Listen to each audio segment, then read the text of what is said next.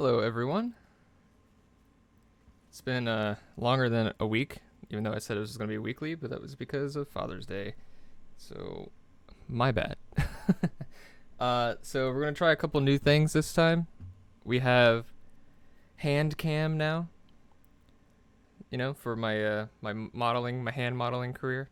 It's going to go great. I was just going to show the equipment that I use in a setup that I have here, which is this Wacom Mobile Studio Pro 16, the bigger one. I got this not because to work at home, but because it's a really good mobile work machine. So, because when it's not plugged into your computer, it's got its own built-in operating system, right? It's a Windows tablet. So, and it's got enough specs to be a strong enough machine to work on higher resolution images and stuff when you're on the go. Currently not on the go, so whenever I'm not, I got it plugged into the screen and it just acts like a third monitor, basically. But as I draw on it, it doesn't affect this screen, it affects this one up here. So you can see that even though I'm moving here, it's going up there. It's preference. You can have it be down here for the workspace, and then it'd be more like a Cintiq at that point. But, this is just the way I work. And then I got the Tartarus over here, which, can you see that? Yeah, it's a little off screen. But this is where we go. This is the little keypad that I was talking about last time, which is, it's like a set of keys, right? There's, 20 here? No, 19. And you can set them to do whatever you want. So I basically have them set as different Photoshop shortcuts. So I never have to lift my hand up, which sounds like it's not that really big of a problem, but it is nice to not have to go to Control Z, go to Control D, Control T, Control Alt Z. You don't have to move your hand. You just push the button that you're used to, right? It's really nice. So that's pretty much it as far as the hand cam goes. But the other thing that's going to happen is we have the community guru, Callum. He's going to be coming in about 45 minutes or so to hang out with us while we're attempting our Cyberpunk interior design. Yeah, because we've done the pass piece, and then we did I'll just bring him up. Hold on 1 second. We did. I'll find it. All right. So we did this one first. I did this one first, right? This one was just like a personal idea that I had of this cyberpunk world that was either not super dirty, but not super clean, which would be solar punk, I think is the name of it. So I wanted an in-between, some kind of busy city that has some kind of dirtiness to it to keep the cyberpunk feel, but obviously not super crazy. And then this ended up being, in my head, this corporation in the middle being the ritzy area, right? This is the high-income area of the city. But then my other one that we did yesterday was... or not yesterday, 2 weeks ago. The Royal yesterday was this one, which was more of a slums version, right? So underneath what appears to be some kind of train station, maybe train tracks and stuff like that. So we've got the trains up here, and then we got the slums down here. Again, though, I didn't want it to be super dirty. I want it to be the slums, but this isn't Wall-E kind of dirty, right? So we're going to continue this theme of this city that we're working on here. But since we have two environmental key arts, we're going to go for something interior, right? Something to give more information about how these people live inside the buildings versus, out in the streets and stuff, walking around. So let's go ahead and do that. It's basically the same process, which if you're new to the stream, because I've only done the last one, but I'll just go ahead and do like a little glance over of the process. So, a lot of people have their own processes. There's not anything that's better or worse than the other one. It's really just about whatever you're comfortable with. The speed as well. If something is faster, but then ends up still making the same quality, then usually that's something that I would prefer. Some people start with 3D. Some people, sketch. So some people actually draw like an actual line art of the whole deal. But that's not usually the way I roll. Simply because I prefer the way I usually do it. And when it comes to Cyberpunk stuff, it's a bit easier. I found it's a bit easier for me if I go ahead and start with an image and then build off of multiple images instead of starting with a sketched out composition and then figuring out what the lighting is and stuff. It's easier for me if I just combine and photo bash my way through it, because it just feels easier to me. I really have no other reason than that. But to each their own. Doesn't really matter. So I was messing around earlier, just trying to figure out, just different ideas I was running through, and one of them I was coming across was coming out pretty cool, but I don't want to start the stream with it already where I was, so I'm going to redo the process for one of the sketches that I did in like 2 minutes. So just because I don't like, we all start somewhere, right? And I've watched plenty of tutorials on YouTube, and I'm not a fan of when a YouTube tutorial skips parts. Like if you're watching a tutorial and they're like, all right, so here's a sketch. You're like, oh, cool, yeah, I followed that along pretty well. And then they go, and then here's after another 2 or 3 hours of me refining it, and then it's like completely rendered out and different, and it's just like, what the crap did you do? Like, what happened? I missed, he skips like 90% of it. Or, they'll start off and they're like, here's some sketches I came up with. And it's like, well, how did you get to the sketch, right? So I'm just, that's just not a fan of skipping through tutorials, which does make tutorials a little bit longer, but, it still shows everything, and it's the way it goes, right? What's up, Ian? It's been a while. Yeah, it's been 2 weeks. So let's continue what I was doing before, which was I started with this image because I like the lights on it, right? It looks very, or just the orangey mood to it. It looks really cyberpunky. But I found this image as well. And I found that if I put it like here, like that, and then put it to pin light, there we go. It creates this cool, kind of like a bar, right? So, what's up, Shatterpixel? So it creates this bar scene, which is nice, and I like it about there. If we go ahead and if we leave it like that, we could just render it out, right? Oh, thanks, Ian. I'll slip you $20 for the hype. So let's go ahead and continue. The bar scene that I was making here, I thought it was coming out pretty cool, but it's too monotone, right? It's too monochromatic for a cyberpunk scene to just be orange, and right.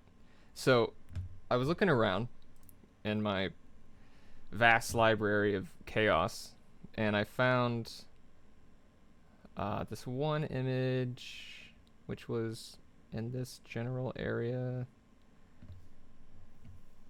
Where is it? This one. So I like this, right? This is like some kind of I don't know what this is. Maybe like an art show. People walking around looking at this projector. Hey, yeah, I've noticed the sound comes out on one side too. I'm not sure what that is. It might just be my microphone. You're not going crazy. I think it's just my microphone. But hopefully, hopefully I can have that fixed next time. So I apologize for messing up one of your ears. But yeah, so I like this. What do you like? Cherry blossoms, right? So cherry blossom kind of style. Uh, Very futuristic. Kind of looks like something off of Final Fantasy 13 when they had that like concert parade thing where Saz showed up. I don't know if you ever played Final Fantasy 13. So put it. I put it on pin light. No, darken. I think. Yeah, I put it on darken, and then I just deleted the top of it. So now we have this kind of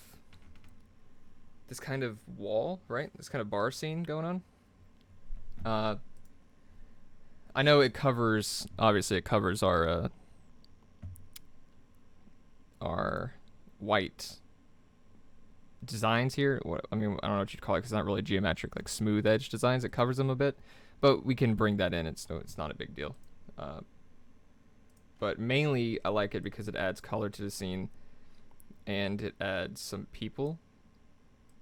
So it really helps bring out the whole atmosphere here. Let's brighten it a bit. Here we go. Yeah, I'm using OBS, but it's last time there was a bit of a lag. I noticed, by the way, last time that the stream kind of ends abruptly, right? It's like I'm just talking and then it ends. I actually did say goodbye and thanked everybody for putting up with my rambles, but I closed the stream after I said that, but I didn't give it enough time to catch up to me. So it actually just cut it off right as I hit end stream. So that one was on me. That one I will completely own up to. And then the last thing I added to this was I was playing around with this one image that has this cool ceiling. If I can find it. This one. So this one right here, it's very grainy, so it's not great for, like a photo to use it for work. But it is nice because if you put it on pin light, it creates this kind of, with everything underneath it, it creates this bit of a, let's flatten it down a little bit. It creates this little bit of like a actual like an underpass club, maybe, or maybe there's just like a really wide club. So there's this bar here, like not a bar, but like an actual table where people sit. But then it goes all the way back, and then there's this wall back here and stuff like that. So yeah, I apologize about that. I don't know. I'll have to fix it for next time because I don't know if we'll have the time for me to play around with OBS while people are wanting to see the art. So if you can put up with it this time, I'll be sure that it's fixed for next time. So this is the idea that I was coming up with before. This is very vague and very generic, but it was coming out pretty cool. So I do want to darken it a little bit. Maybe not that much. Maybe like there or so.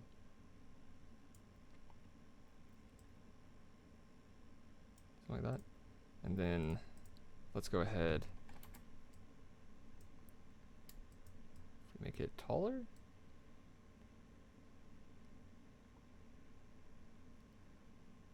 Something about that bar is kind of messing me up. I think it's creating a weird tangent with the horizon line. So I will just put it about... I'll just put it there. That's fine. Yeah. Cool. So we'll leave that for now. We'll go ahead and figure out our next sketch here, which would be... and if you notice, I'm not really using the Majestic tablet at the moment right now. The problem I mean, it's not really a problem, really. It's just instead of using this to navigate through the menus and placing stuff, I just rather use the mouse just because it's like less hand movement, you know? Which again sounds very lazy, but it is just what I'm doing at the moment. So let's find something else for sketch number 2. I did come across this mall image, which looks pretty cool. Where was it? This one.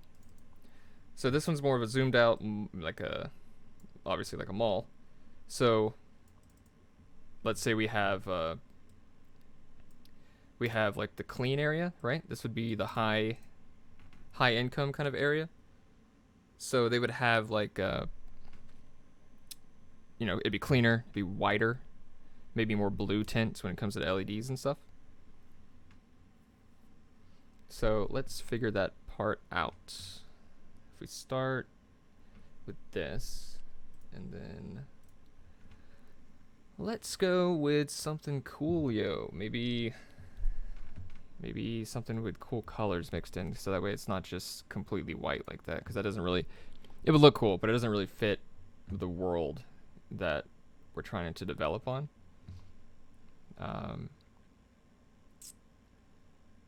Maybe something like this or this. Let's try this. So this adds more, just details everywhere. Wow, that's kind of cool though. Yeah, I mean it's a mess to look at, but if you squint and turn your eyes, so that's not bad. If we first off fix the perspective a little bit,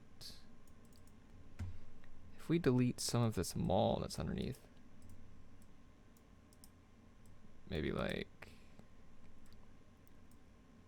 here-ish, something like that, and then keep this part, maybe.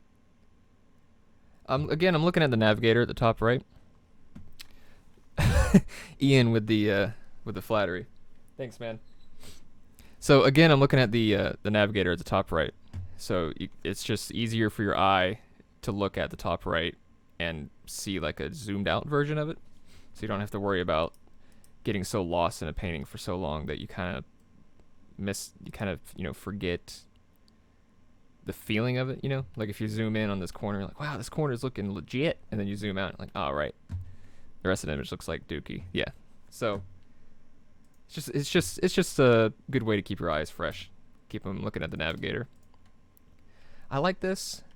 It's looking cool. I still think it needs something else because right now it's a little dull. So let's add some, because if this is a mall, there'd be advertisements, right? Of course. So let's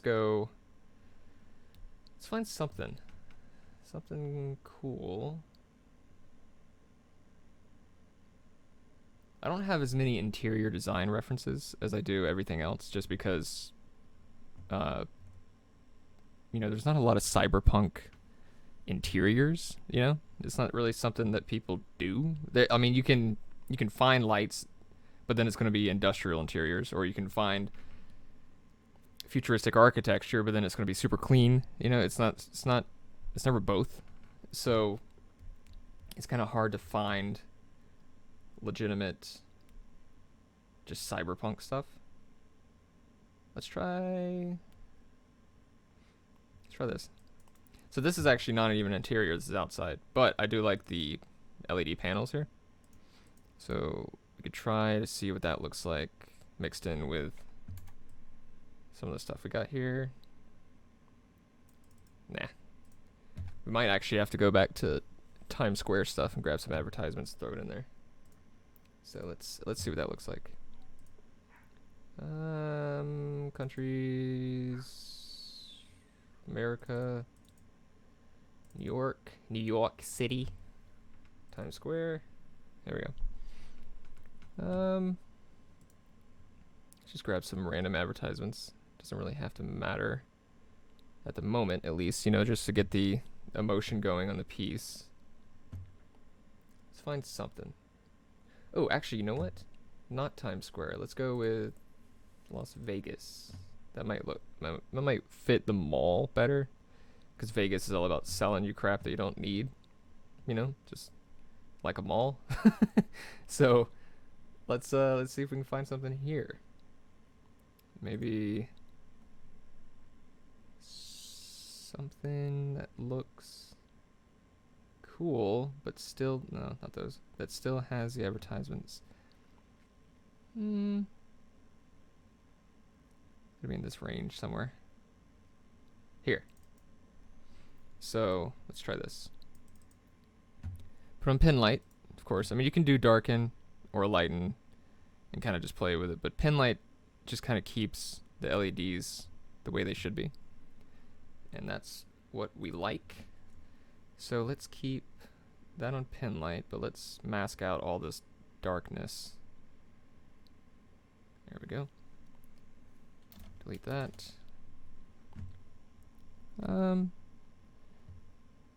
Yeah, I can see that. I mean, I think maybe this tree part in the bottom, not a fan of. No. Yeah, I don't know. We'll leave that for now. That could be a come back to later, figure it out some more kind of situation.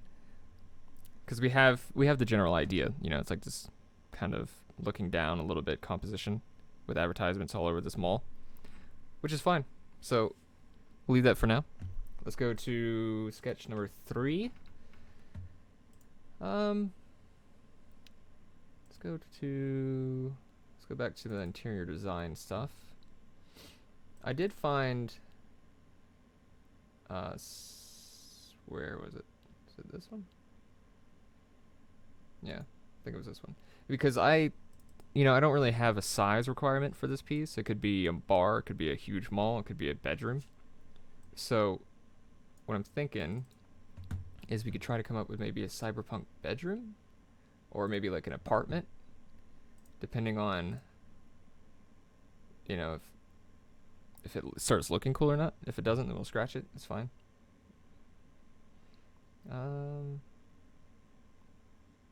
We could go ahead and throw in something like this, maybe. So if we do bring this in, just because it has a cool design with the windows and the walkway and stuff. This would be in the cleaner part of the city, obviously. But see, if we darken it, it brings back these like diagonal windows and stuff, which looks pretty cool with this mix of a walkway and everything. Maybe pin light? Or lighten? No, we'll leave it on darken. So yeah, or darken color probably. Keep the colors from getting weird. Yeah, that looks cool. I think we could probably get rid of this weird stuff at the top here. Maybe? Let's see what that looks like. Now we'll keep that. It adds some kind of interesting element in the ceiling, so that way it's not just perfectly smooth. So let's continue this theme, but it's a little dark, so we need to add something to lighten it up, but still keep the general theme of it. Maybe these lights might be kind of cool. Something like that. Pin light.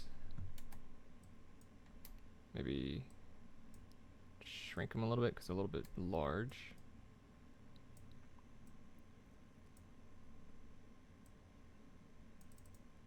And then we'll mask out all the other crap that we don't want.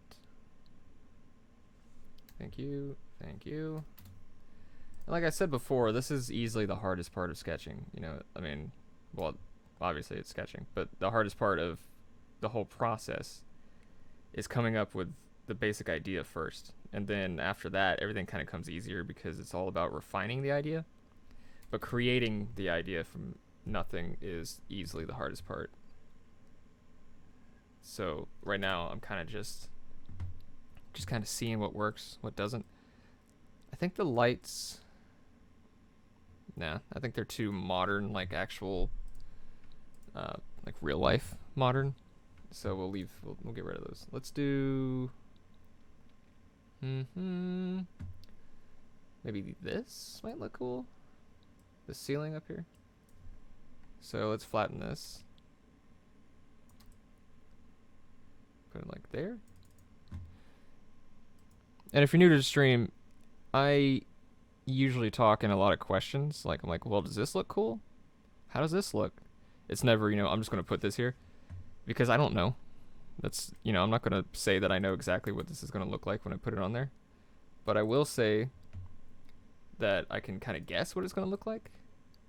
And then after putting it on there, we'll see for sure if it does look like what I wanted it to. Sometimes it does. Sometimes it doesn't. Yeah, that's fine. When it doesn't, you just got to keep going, keep trying. No. See, like that didn't look cool at all. I wanted it to. Would have been nice. But it didn't. So we're moving on. Maybe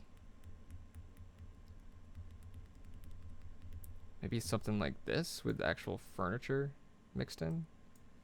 It's like a hotel lobby, I think. It's a good set of references for just crazy architecture as far as modern architecture goes.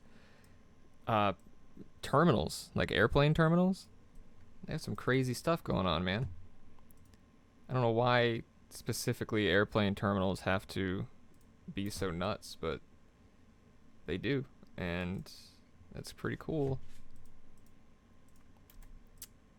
No, see, that's lame too. Whoops. I think I might have to just leave it like that and then add some lights instead of adding to the composition. So, like, if we add this in there, maybe? This kind of transparent ceiling.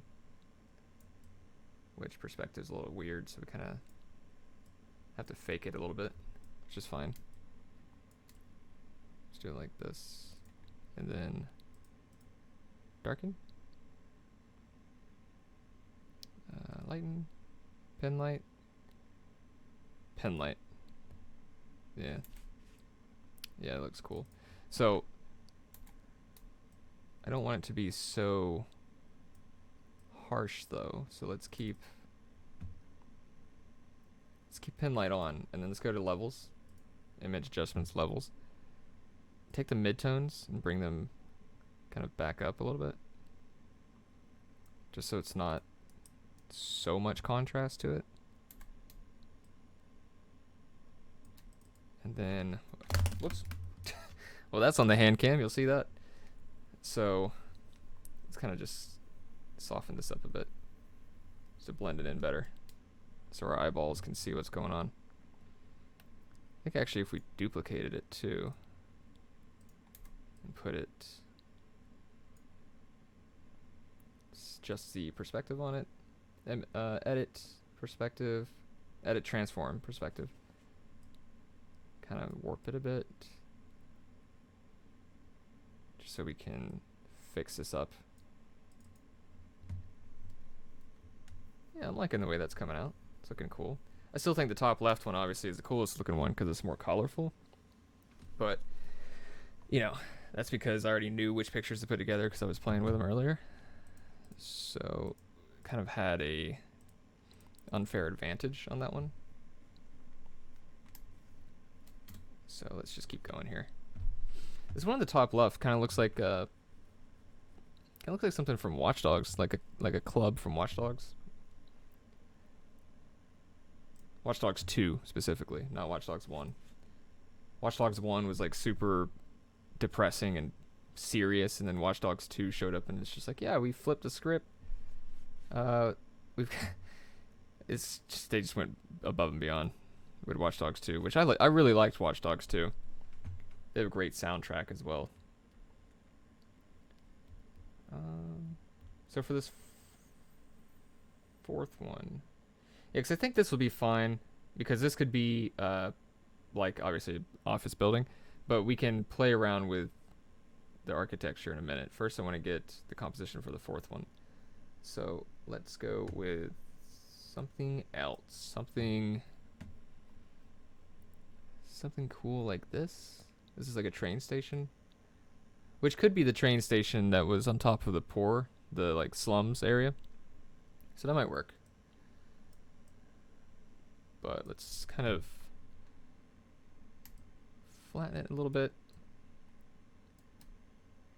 Stretch it out. Again, I'm just looking at the navigator to see what the composition looks like. I'm liking it, so we will delete everything else. This hole in the top is cool, but I don't know if I like it as far as the world, but we'll leave it. We'll see. If not, then I'll just throw it away like yesterday's leftovers. But we need something else, you know. Obviously it's still just too clean. It's too white. We need color. We need that color. Oh, you know what? This actually might work for, I mean, it's an aquarium, obviously, but this might work for the office building. If we take that ceiling, kind of throw that in there, maybe. Maybe not. It looks cool.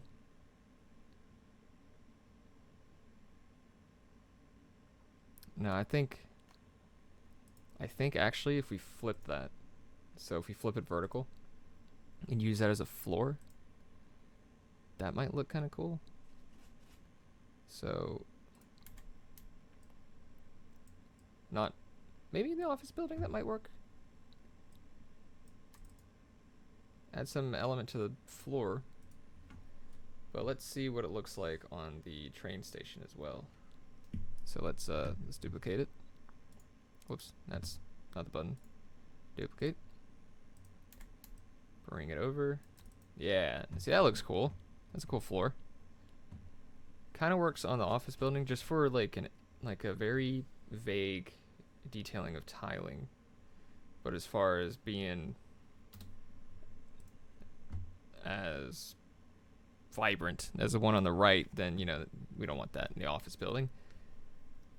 So let's smooth this out a bit.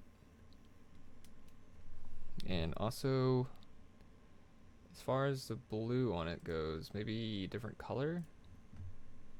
So just go to hue and saturation and change the color a bit and see what comes up. Maybe like a red or an orange.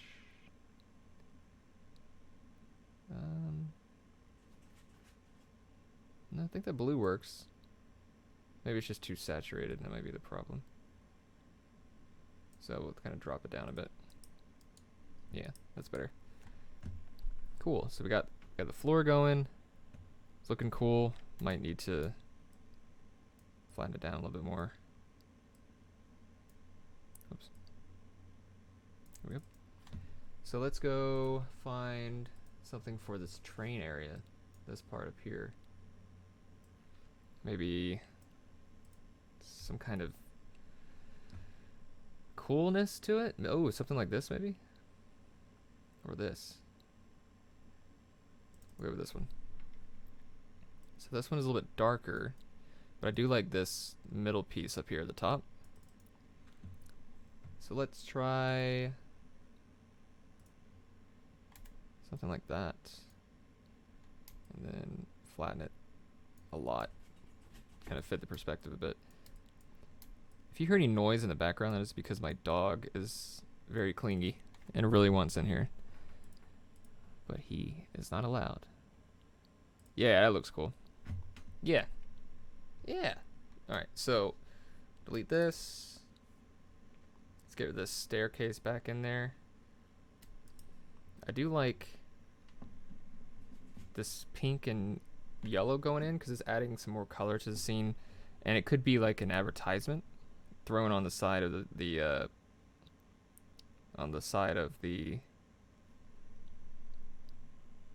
what's the word? Escalator? Yeah. I don't know why I couldn't remember escalator. So we'll get rid of everything but the escalator stuff, and maybe right here on these people, because obviously they wouldn't be pink. And neither would these people. Neither would this, and neither would this guy. Oops. Yep. This one is too much. Bring that back. There we go. So, yeah, something like that's looking cool. We could bring back the train a bit more, though. Because right now it's a little bit too dark. You can't really tell where the train is. Yeah, like that. Yeah, that's looking cool. Before and after, by the way. Yeah. I think this yellow here be deleted. This is a sign part of this vendor, so that can be deleted. And then this yellow doesn't make a lot of sense. So let's do this. Let's kind of fake it. You know, nobody's gonna know. So we'll fake this out of here. Like that. Yeah, it's still too much. I think it might just be too bright. Let's darken that. That's not what I wanted. There we go. Darken that. Just a little bit. Yeah, I'm just not a fan. The yellow's gotta go. Get rid of that. So now we have this kind of like, what's it, what do you call it? Like a conductor, I guess, would stay up here. Well, no, the conductor would be on the train. Somebody, probably maintenance people, would stay up in this little building over here. In this little area right there. And now we've got this ceiling going across as well. I think it might be cooler if the ceiling part went with the perspective a little bit better. Maybe like that. No, that's fine. It's fine like that. And then of course, yeah, of course that area needs to stay as well. Okay. So now we've got, I just don't like this circle. This circle here is bothering me. It was there before, and I said I wasn't going to like it. I should have listened to myself. Alright, so it's just content aware that out of there.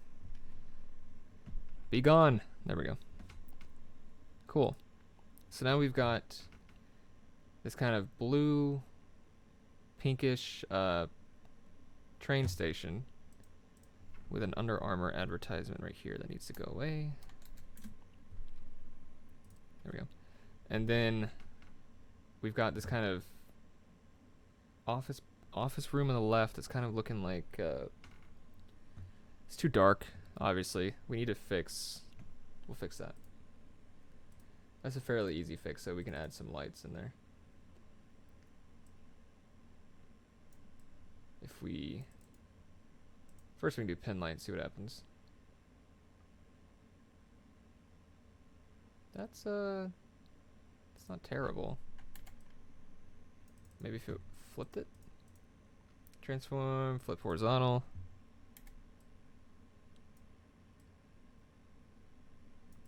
I think that actually looks pretty cool.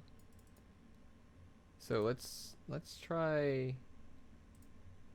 making it go off the edge more.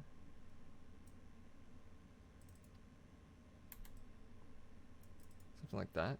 And then delete everything but the lights. Delete all that stuff. Looking at the navigator here to see if that looks cool enough to keep. I think lighten is too much. Looks cool, yeah. So might even be cooler if we duplicated it and added like a thinner line next to it, kind of thing. Like it would start here and then it would go this way. So like that, and then we shall delete all of that stuff. Does it look cool? Is that cool enough? No. Nah. Maybe. I'm very indecisive. What? What was that word? Indecisive. Nah. We'll just keep that. So we've got this kind of blue lighting. Might be need to flatten it down some more. Just a little bit. Widen it out. No. Just flatten it. It's fine. There we go. So that's cool. Let's. This floor though. This floor is an issue that needs to be lit up. It needs to be lit, fam. How about we go with something like this? Something like this. Could try this. It's a little bit more monochromatic, but it's got this it's like geometric lit floor. Is it lit? Or is it just tile? Either way, it looks lit. So could try that. Pen light that down.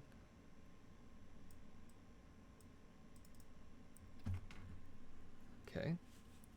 So let's see what we got here. Lighten, no. Darkens, of course, too much. So pen light. And then delete all of this jargon here, whatever all that is. I'm assuming it's like the roof or something. And then all of this stuff.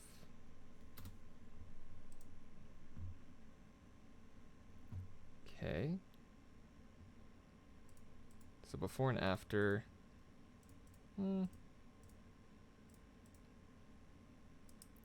Actually, I think this whole piece would look better up here as the main composition. Instead of this, instead of like the looking down kind of perspective, right? I think this might actually be cooler if this was the perspective. This, where you're looking up a little bit. So let's go back to here, which was the mall right there. Okay, and then this one can go. So then we have this kind of, yeah, it looks cooler. We have this LED mall, obviously, but right now we need to get rid of some of the stuff. Like this stuff here can go. Some of this stuff can go. Okay. So now we'll take the main image, because this main image just has a lot of like black to it. So let's change the levels there. Oh, whoops. There we go. So levels, let's kind of raise that black up a little bit, just so it's not so dark. Just a little bit. It's better. It's also a little green. Not a fan of that. So let's auto color and see what that comes with. No. Color balance time. Okay. So to color balance, like I mentioned before, when it comes to Cyberpunk stuff that's clean, kind of want to take the midtones and make them a little bit more blue. Just a little bit. Like, not a whole lot. Just enough to where it makes sense. Same thing with the shadows. Because LEDs in Cyberpunk tend to be more blue in the cleaner areas. So it would have more of a blue haze towards everything. Yeah, it looks better. Cool. So, let's go back to the floor issue on here in the bottom left, because this is looking like something. This bottom left one needs a floor. It's too dark. Could probably throw this in there actually before we do that. Could probably throw in this little sphere situation. Overlay, no. Pen light. Yeah, it looks kind of cool. It adds just a little bit of a walkway here was too big. I think if we make it smaller. A lot smaller, actually. Like that. Yeah, that's fine. So we'll have this kind of cool circular stairway. And then, let's say it goes behind the LED. Yeah. And then of course you got the escalator. Man, I can't remember that word. The escalator over here. Back to the floor issue.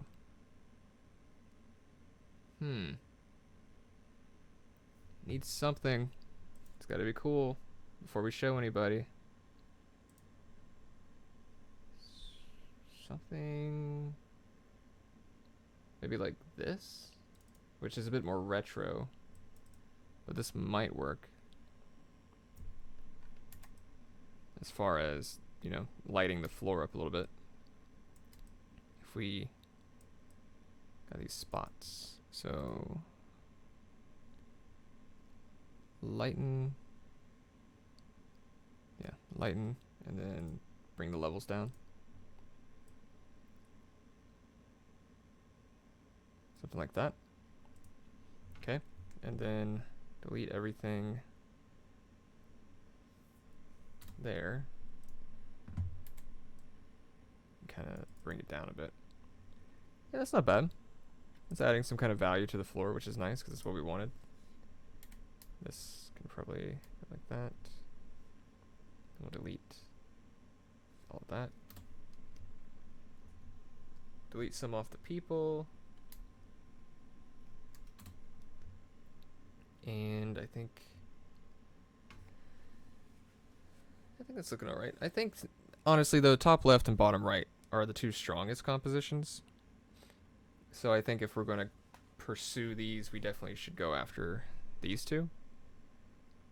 But let's see, like I did last time, let's see what happens if we combine them together. So if we go ahead and make a checkpoint, so duplicate all the layers, even the background, and then merge layers. Now we have a checkpoint, right? It's everything combined, but then we still have all the layers separate. So let's combine some stuff. Let's see what happens if we say combine. Oh, whoops, I just noticed something. I just noticed that this one and that one, yep, are going in, they're bleeding over. So let's delete that and delete. There we go. Now we'll combine them all. So combine, merge, there we go.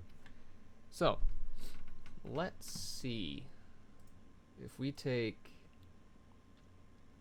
this one, the small one, and try to combine it with the train station. What does it do? It could look like crap, but don't know until you try. That was Control C. There we go. So let's try combining that over. Darken. Ah, now see? That looks cool. It's like a, instead of being a clean area, this kind of looks like the clean area, but a bit darker, like a bit slummier. Maybe if we deleted the top. I'm liking that because it adds a bit more color to it. It makes it more of the theme that we're looking for. Especially if we do darker color. We could try pin light. Nah. I think that looks cool. So we'll do that, but let's delete. First off, let's fix this being off the edge here. There we go. And then let's delete it with a mask, so that way we have some kind of control over the edge here, like that. Go ahead and delete all of that stuff. Boom. And then what else is there?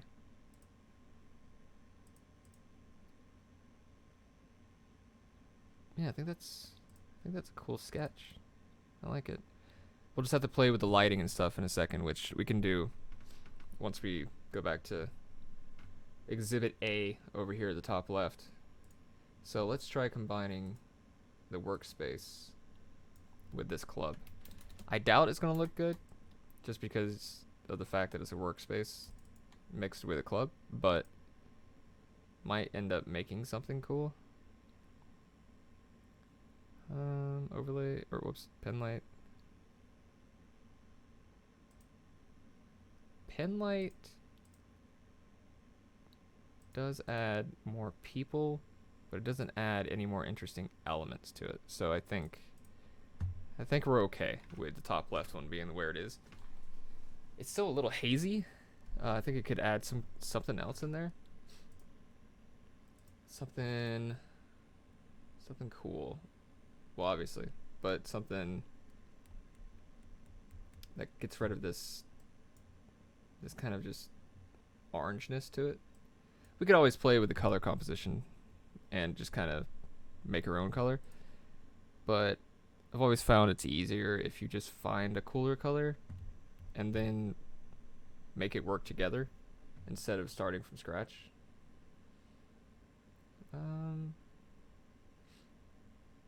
Could try something.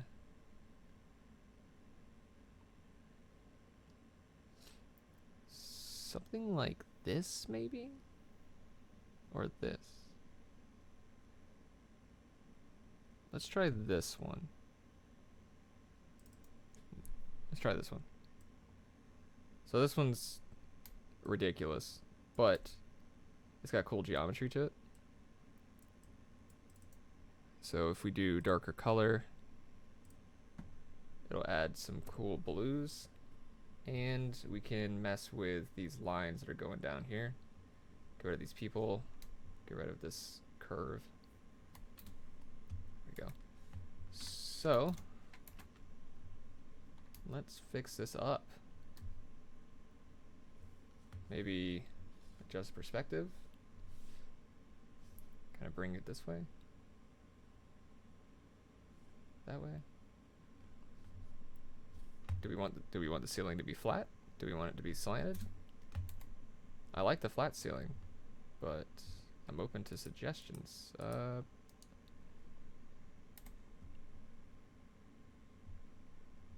Maybe it needs to be on the ground. Transform, flip. Like stairs? Oh, you know what? That might make cool stairs. So flatten it down a lot, and maybe here. It could be like a stairway right there, or maybe over here. Yeah, it looks cool. So then we've got the bar ends here, but then right here is a stairway, and we might actually duplicate that and do it on the other side as well. Flip. There we go. So like here. But of course perspective is different. So transform, perspective. Kind of want to bring that a little bit more over. There we go. And then delete it off of that. There we go. So now we've got this kind of staircase here, which I know it doesn't look like a staircase, right? I'm well aware, but you gotta look ahead a little bit. So if we were to draw or paint a staircase in here like this, now we have this bit of a staircase that goes into this ground here, like that. So a staircase there, and then a staircase here,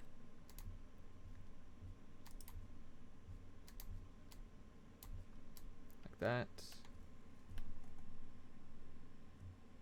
Yeah, looks cool. I picked like the that kind of weird teal because it was a nearby color. So it still keeps the color harmony of the scene without you having to really think about how the colors work together, since you already can see it. Just grab a nearby color and it makes it work. Okay. So let's add some depth here. We need to add some depth between these people and the background. We also need to add some people walking in the background, because right now this, I'm assuming it's like a slide, but it could be another staircase that goes up to top floor. So we need to have people walking around up here to make it feel like there's actually another floor back there. So let's add some more depth to these people. Doesn't have to be perfect. We're just kind of throwing stuff together here. There we go. And this guy, bop it a boop. Okay, and maybe this person. There we go. So as far as haze goes in a club, it's not like in haze, whenever you're doing atmospheric haze and stuff and outside, it's going to be the color of the sky generally, right? It's going to be like blue if the sky's blue. If it's going to be the desert, it's usually a bit of a haze of sandy color because sand's getting blown around everywhere. So let's try but on the inside though, there's not a sky, right? You can't see it. So the haze is more of what the surrounding colors are. So I think we could probably try this bluish haze. Try that. So 30%, put it on the screen. There we go. And then kind of just very, very lightly, just enough to kind of push stuff away from you. And back here as well. There we go. Yeah, that's looking like something, right? It's looking neat. So now let's go to this bottom right one here, which is a bit more cyber because of the floor. But let's see if we can't add some emotion here, because right now it's cool, but it's not really cool. So let's start brightening some stuff up, darkening, adding some values. Whenever I brighten, I usually use, like with the dodge tool, I usually use midtones, not highlights, because if you use highlights, it usually blasts stuff out, and you don't want solid whites and you don't want solid darks either. So it's kind of just better if you just use the midtones lightly. Again, you can see my exposure is only at 45% because you don't want it to be so crazy. So vertically, the reflections would be blue here. We'll brighten this area up because this is a store. Let's get all this back here. Something like that. Push the shadows back a little bit, because right now, you know, it's darker down here, of course, but up here there would be like a distance haze kind of thing. So we want to push that ceiling away from our train. So like this, mask it out, select inverse, and then we'll do screen of this kind of bright blue here, maybe even darker. So you want to kind of just lighten that up, push it back, get that thingamajig out of here. There we go. Okay, and we could probably play with depth by doing that down here too. If we picture this on like a stand, right? It's elevated off the ground, so it's on some kind of support. So if we play around with lightening underneath it, then it shows where there's a gap between the floor and the actual train. So right now I'm just going through, picturing in my head what the general perspective would look like as far as where the gaps are. So we'll delete that. There we go. And then lighten all that up on its own layer, I suppose. Ah, that's why. So bring that kind of thing. A little bit of that, a little bit more color. Yeah, it's looking fine. Cool. So we also need to push back these buildings here. So I'm gonna go ahead and merge this. There we go. We need to push back where this building ends, which is here, like that. And we need to push back all of this stuff down to here. And there's no rule to this. I mean, I'm seeing what kind of buildings there are, what kind of shapes there are, and I'm just seeing what needs to be pushed back to bring forward of the building shapes. Because right now you can see this outline of this building that isn't actually there. It just will be once we start pushing stuff back. Once you do that, then you can kind of see the building more, kind of thing. So let's do that, that's fine. Maybe a little bit here, like here, somewhere, like that. And then you want to deselect some of the people, not all of them. You don't want all of them to not be affected, but you do want to deselect most of them.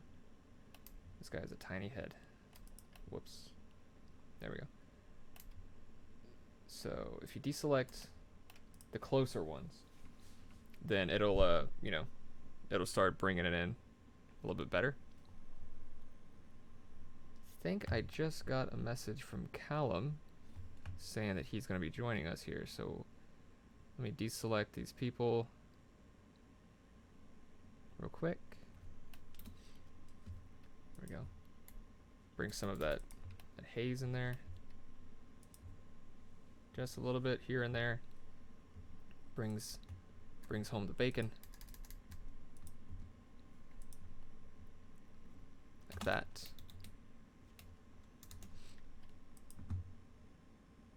Oh, whoops. Let's actually undo that. Didn't realize I had all of that unselected. There we go. So now I'll deselect these people. And it doesn't have to be perfect. Just as long as you get the general outline correct and not give people weird shaped heads, which I've done plenty of times. All right, now let's throw it in there. So why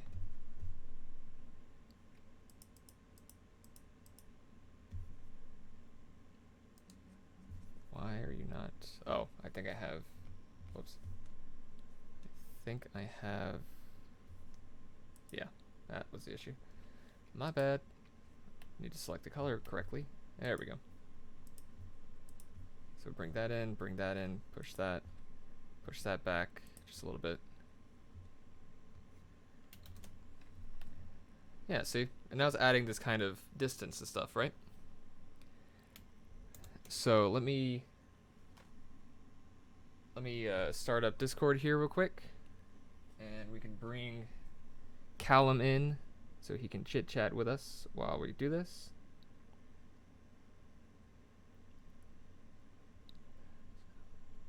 One second.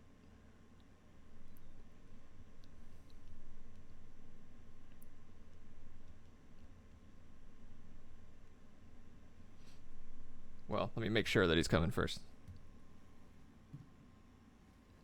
So while we're waiting, let's continue. Let's go. And see, this is cool that we have a blue and an orange contrast right now, right? Like we have these cool colors on the right, warmer colors on the left. It adds more of a sense where we have the difference in a clean society and the actual warm slums, right? Because the slums, just to keep them narratively different, we're just doing like warm colors for the slums, cool colors for the high society, just to keep in your head a solid disconnect between the two. It helps really sell it. So let's go ahead and get Discord started. Let's see. So Discord. Of course, Discord likes to take forever. And then let's call Callum.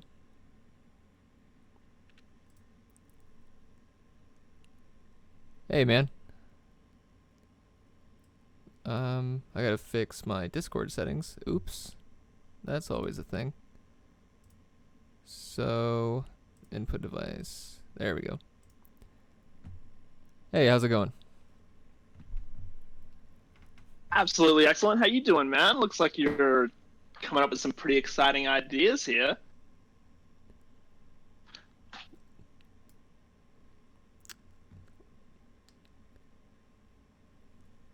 I think I had you muted. Go ahead. Hey, how's it going, man? How you doing today? Hey, there we go. That's better. Yeah. Good, man. You know, showing the peeps how to do this stuff, right? Indeed, you are. Looks like you've got some pretty awesome stuff on the go. I'm working on it. Yeah, definitely. So, How's the Florida afternoon on a Saturday treating Josh Durham today? oh, you know, dusty. We are surrounded by Saharan dust. Perfect. Yeah, it's always great. Excellent. Is that what's happening in that sort of top left image that you're working on there? Just the Saharan dust just rolling through. Yeah, might as well be, right?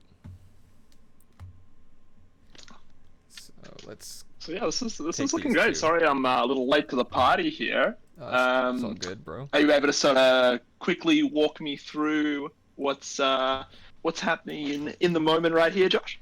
Oh yeah. So I mean, what you missed really was I went through 4 different sketches. I got the perspective to top right changed from like an open mall to more of a floor shot, and then the bottom left I got a business, but wasn't really feeling it, so I scrapped it. And then thanks, Ian. And then the bottom right is like a train station, right? But it'd be colder. It's in the high society, so it's more blue. And then the top left is like some kind of club, you know, where people were probably doing drugs in the back, that kind of deal.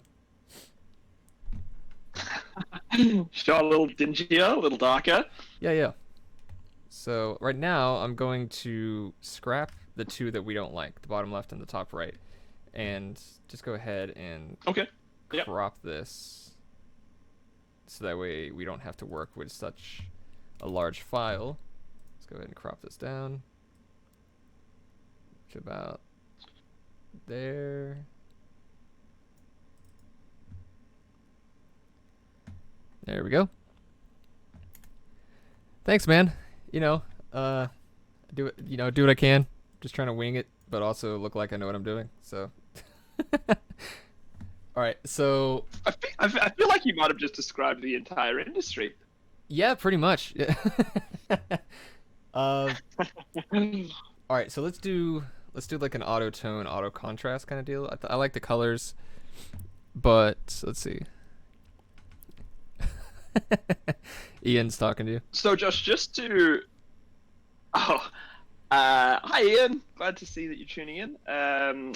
Josh, just touching back on what you mentioned just very briefly there about being, in a little bit more of a high society, and as a result, it's blue.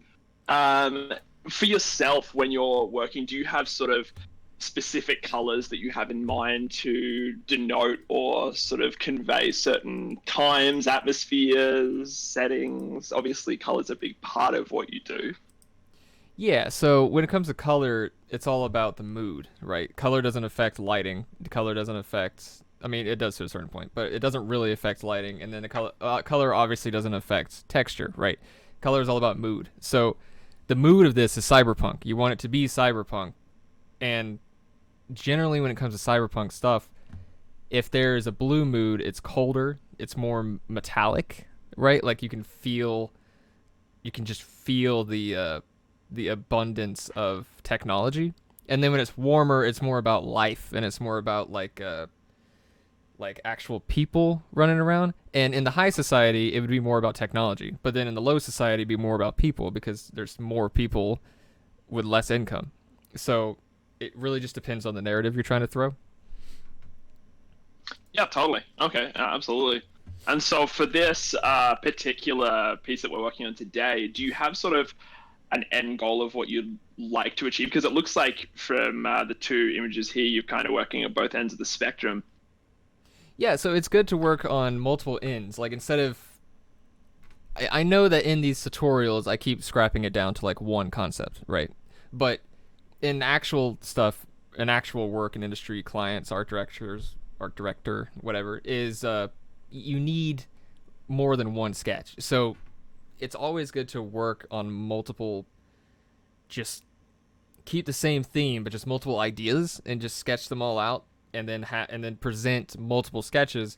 So let's say you present like four, then the client could be like, well, I don't like one, I like two, three kind of sucks, but four is good. So then you can work with finishing out two of them instead of just being stuck to one idea that you thought was cool, but then in reality the client's like, well, I need to see more.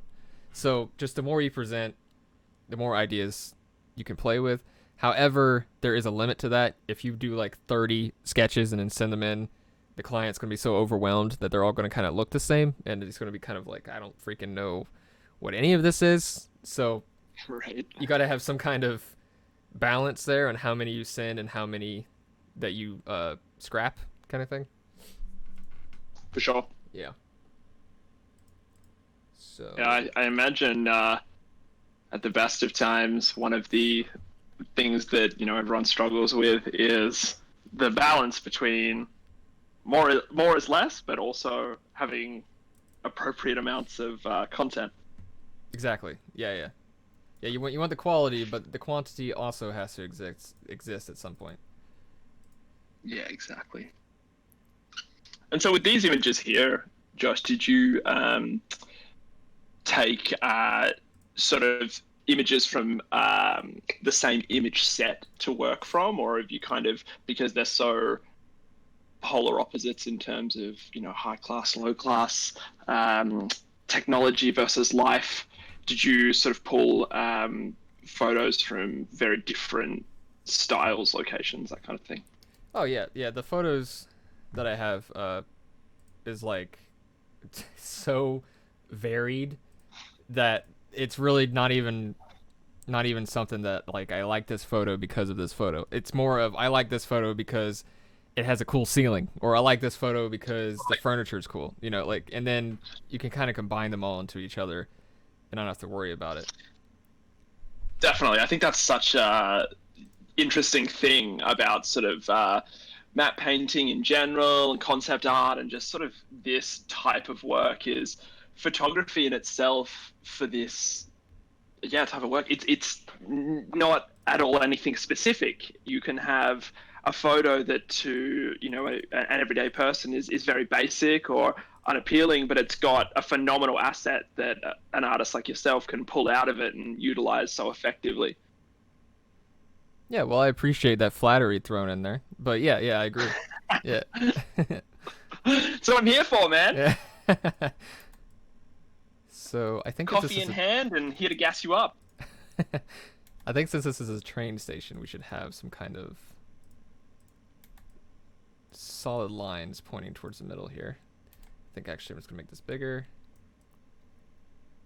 something like that. I think that might look cool. So again, I'm only looking at the right side of the image. I don't even give a flying crap about the rest of this. Let's keep these signs in here because I like them. They're cool.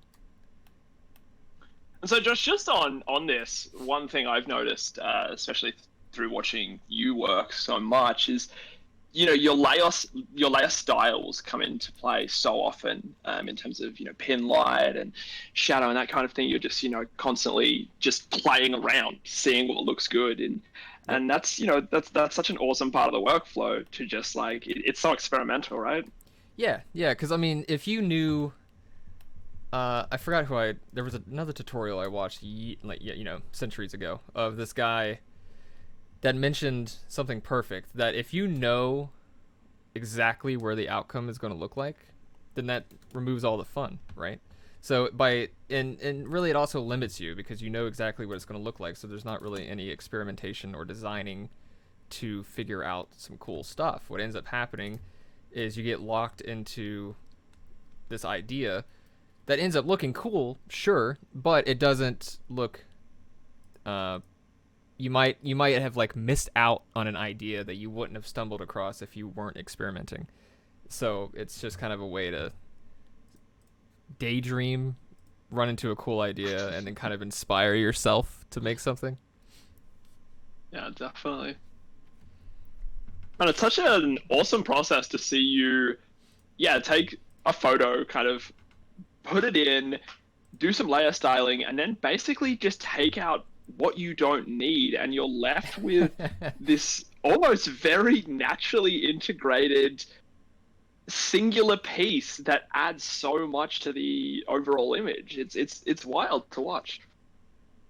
Yeah, I mean it's fun to do too. Just to not even like. Also, another thing about when it comes to photo references, you can use a lot online, but if you have the chance to go take your own, I mean, obviously you're not going to go to different countries and take pictures. I mean, if you can, cool, but most people can't. So what you would do is wherever you live, take a lot of pictures. So, let's say you have like a cool mall nearby, then go to that mall and take a bunch of pictures. And then if somebody's like, somebody hires you for designing a mall, then you already have reference pictures that you took yourself. And when you take them yourself, you know what you're looking for. So it's easier to line up the shot. It's easier to know, like, even though in this picture, I got a picture of a ceiling, really, I'm just going to grab this kiosk that's sitting here. So you just know what to focus on.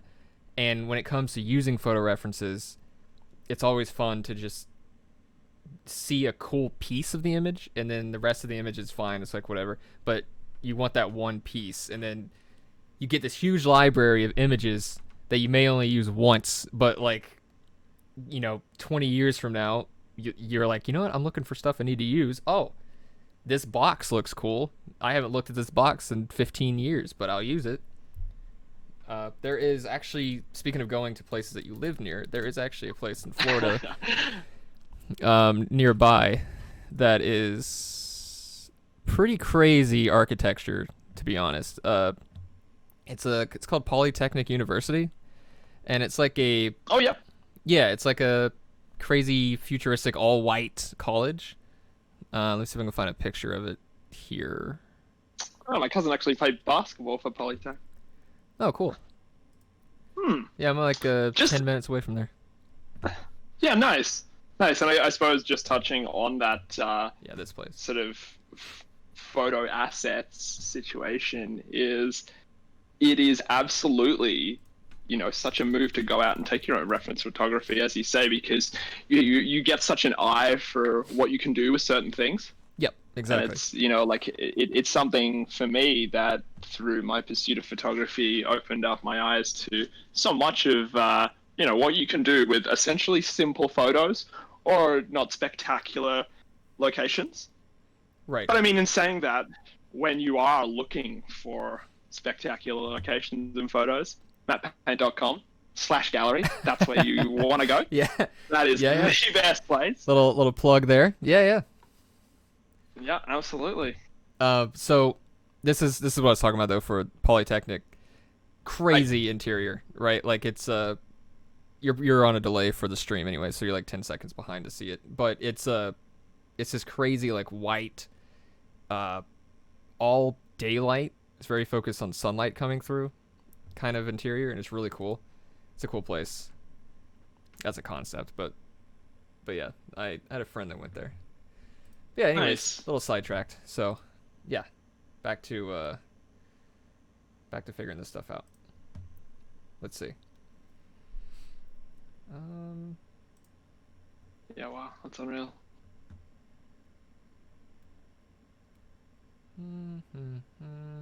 I like this image here because it has this kind of geometric, like it's like a hotel, I'm assuming. So it's geometric floors, and we can probably bring that in for these walls here. Either the walls, or maybe we can use that sphere thing as an interesting focal point. Nah, do the walls. So something like that. Maybe a little bigger. Adjust the perspective. Bring it down. There we go. So let's grab just the wall part. Delete everything else. And we could probably, honestly, bring the midtones darker to kind of make this wall stand out some more. Kind of put it there. Perspective again, since we've adjusted it a bit. Yeah, that's not bad. Like that? Yeah. So, I don't like this black line though. Yeah, that's not terrible. There is this black line that's in the whole painting, which is bothering me. This piece right here. But we can content wear that out because we live in the future. There we go. So now we need to make the conscious decision of which one do we complete. Let's see. I'm liking the left one the most. The one on the right is cool, but it kind of feels more like Remember Me. I don't know if you ever played that game. Which is another Cyberpunk game, but it didn't do too well as far as I remember. But it had this kind of cyberpunky feel that had this very polished feel to it. Let me see if I can find a show what I'm talking about here. Something like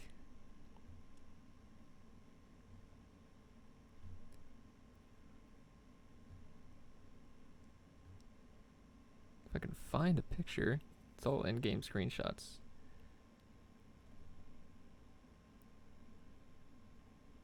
So something like this.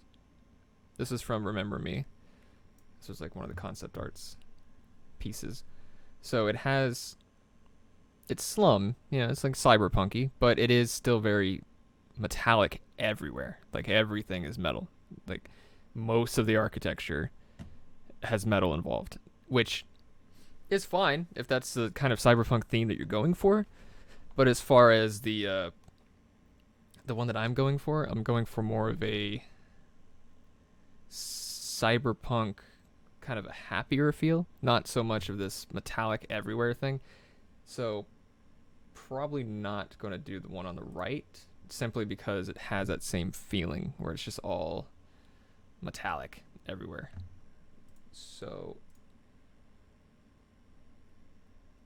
let's go ahead and I think we'll pursue the one on the left. The one on the left also has more mood to it, more emotion. So let's save it as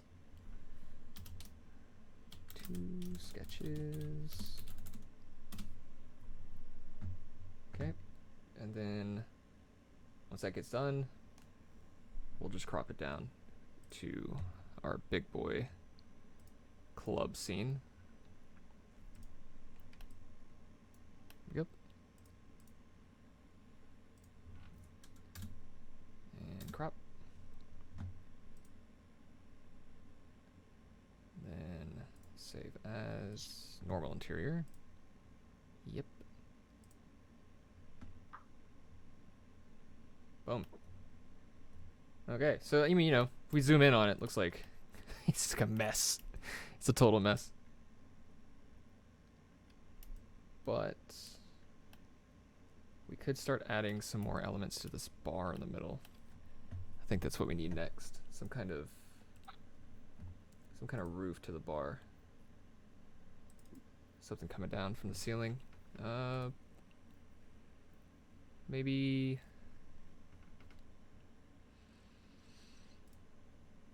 could do something, because I have a few bar shots in here, because I prepared. So we could try some of these.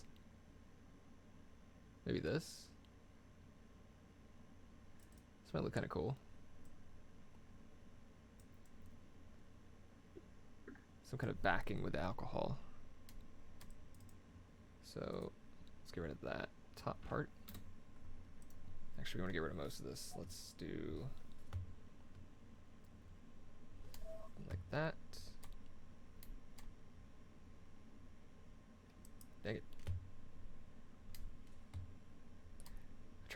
I try to stay zoomed out as much as possible, just so I can keep the idea focused on instead of the individual assets. But in doing so, when you're messing with the polygon or the polygonal whatever stupid lasso tool, it likes to think that any kind of close by double clicks finishes the whole mask.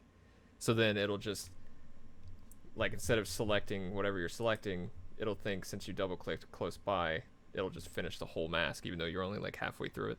So they have to restart the whole mask, and it's a whole freaking pain. But that's just it's one of my problems, So the trials and tribulations. Yeah. It's therapist said it's It's okay. all part of the process. Okay, so I'm just matching the levels to the nearby bar. I think we need to put Because you're working sort of in such like an intimate interior space there, is your kind of process different to when you're doing sort of outdoor open world, a lot more sort of open spaces? Yeah, for sure. When you're doing interior stuff, it's more about, the furthest distance you're seeing is like maybe 40 feet, right? Maybe Right. 100 feet if it's a huge place. But the as far as atmospheric haze goes, you can't really play around with sunlight creating glare. You can't really play around with that kind of stuff. So you kind of have to, as far as I do, because most of my stuff is like implied details. So you kind of have to fake a lot of geometry instead of faking a lot of distance. So it's more of like right now, the steps, right? There's the staircase is bizarre, and right now I need to fix both of them, but it works for now. So it's kind of one of those situations where whatever you're doing on interior design, just make sure you get the geometry down, so that way in your head it looks okay. But as far as distance goes, you can't really play with haze to kind of give you that depth. So it's kind of a different idea. Yeah, for sure. The adding haze to create depth is one of those edge-odd things that always gets brought into play, and sometimes it's perfect, and sometimes it just it's there to cover things up. Yes, 100%. Yeah. Yeah, so this is looking really good. What's sort of as you're fleshing out the bar here, you kind of it's so interesting to see how the mood takes shape so quickly, and then it's kind of those nittier grittier details that you're getting into. Yeah, right now I'm actually blurring the bar a little bit, just because of the fact that it's so perfect when everything else is not. Blurring it kind of just helps just a little bit, just kind of get your eye off of it, so that way it's there as part of the concept, but it's not like blasting your head off with super rendered photography details. Another good way to do that, by the way, when you're doing stuff like this. If you look at these people, you get this kind of pixelation, right? Which is just normal with photo textures and stuff like that. However, when you put in a high definition, when you put in a high definition one, you shrink it down so much that the pixelation isn't really there. So you kind of have to blend it together. And there's a pixelate option in Photoshop called Facet, which does that for you. It'll take that image that you put in, and you can see, when I zoom in here, you can see it takes this high definition, no pixelation, and then it kind of fake pixelates it for you. And it helps it blend in with the rest of the image, with the fact that it's not perfect, since nothing else is. So it kind of helps a little bit there. But I do need to fix the darkness on it. The darkness is too much. Well, that is one of those. Gotta love those industry secrets. Oh yeah.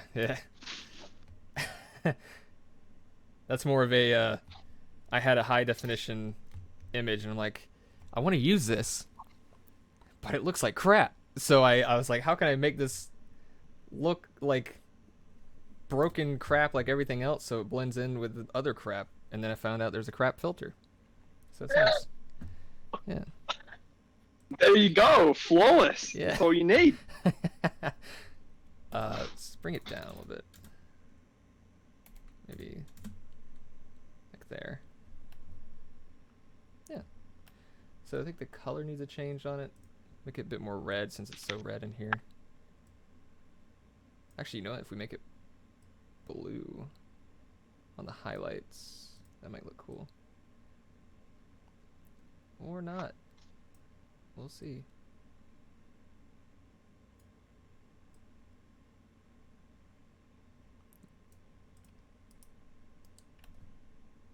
I think one of my favorite things about watching you work and hanging out with you as you work is how fluid you are and how happy you are to not necessarily make mistakes, but do something and then put it in the trash can and sort of start again. You know, it's, yeah, let's try this. Nope, that absolutely didn't work. I'm going to own that fact and move on. Yeah. Well, welcome to everything in my life. Yeah. That's the way it is. As a concept artist, you get paid to be quick. You don't get paid to be perfect. So if you're sitting there working on a piece for like 6 hours because you just keep, like, you started with something bad, but you've now spent about 30 minutes on it, and your brain, you're like, well, I've spent so much time on this, I really need to make it work. That will bone you in the long run. And what you need to do in general Definitely. is when you start realizing something isn't working, just freaking trash it and start over or start with something else. Because it, like, for example, you can make this whole piece and it looks freaking dope, and in your head you're like, you know what, this is it, I'm going to end up in the Louvre, right? And then you send it to the client or the art director, and they're like, yeah, this is freaking crap, dude, start over. And then you're like, no, you're right. So, but you know what happens, people have different opinions, and then whoever is the art director or the client, they know what they want, they know what the end result should be. You also know that as well. You just didn't want to admit it because of the fact that you spent time on something. But in reality, you should probably just throw it away and start with something else, because you're just gonna hurt later if you don't. So, Totally. It's such a challenging thing as an artist. Yep.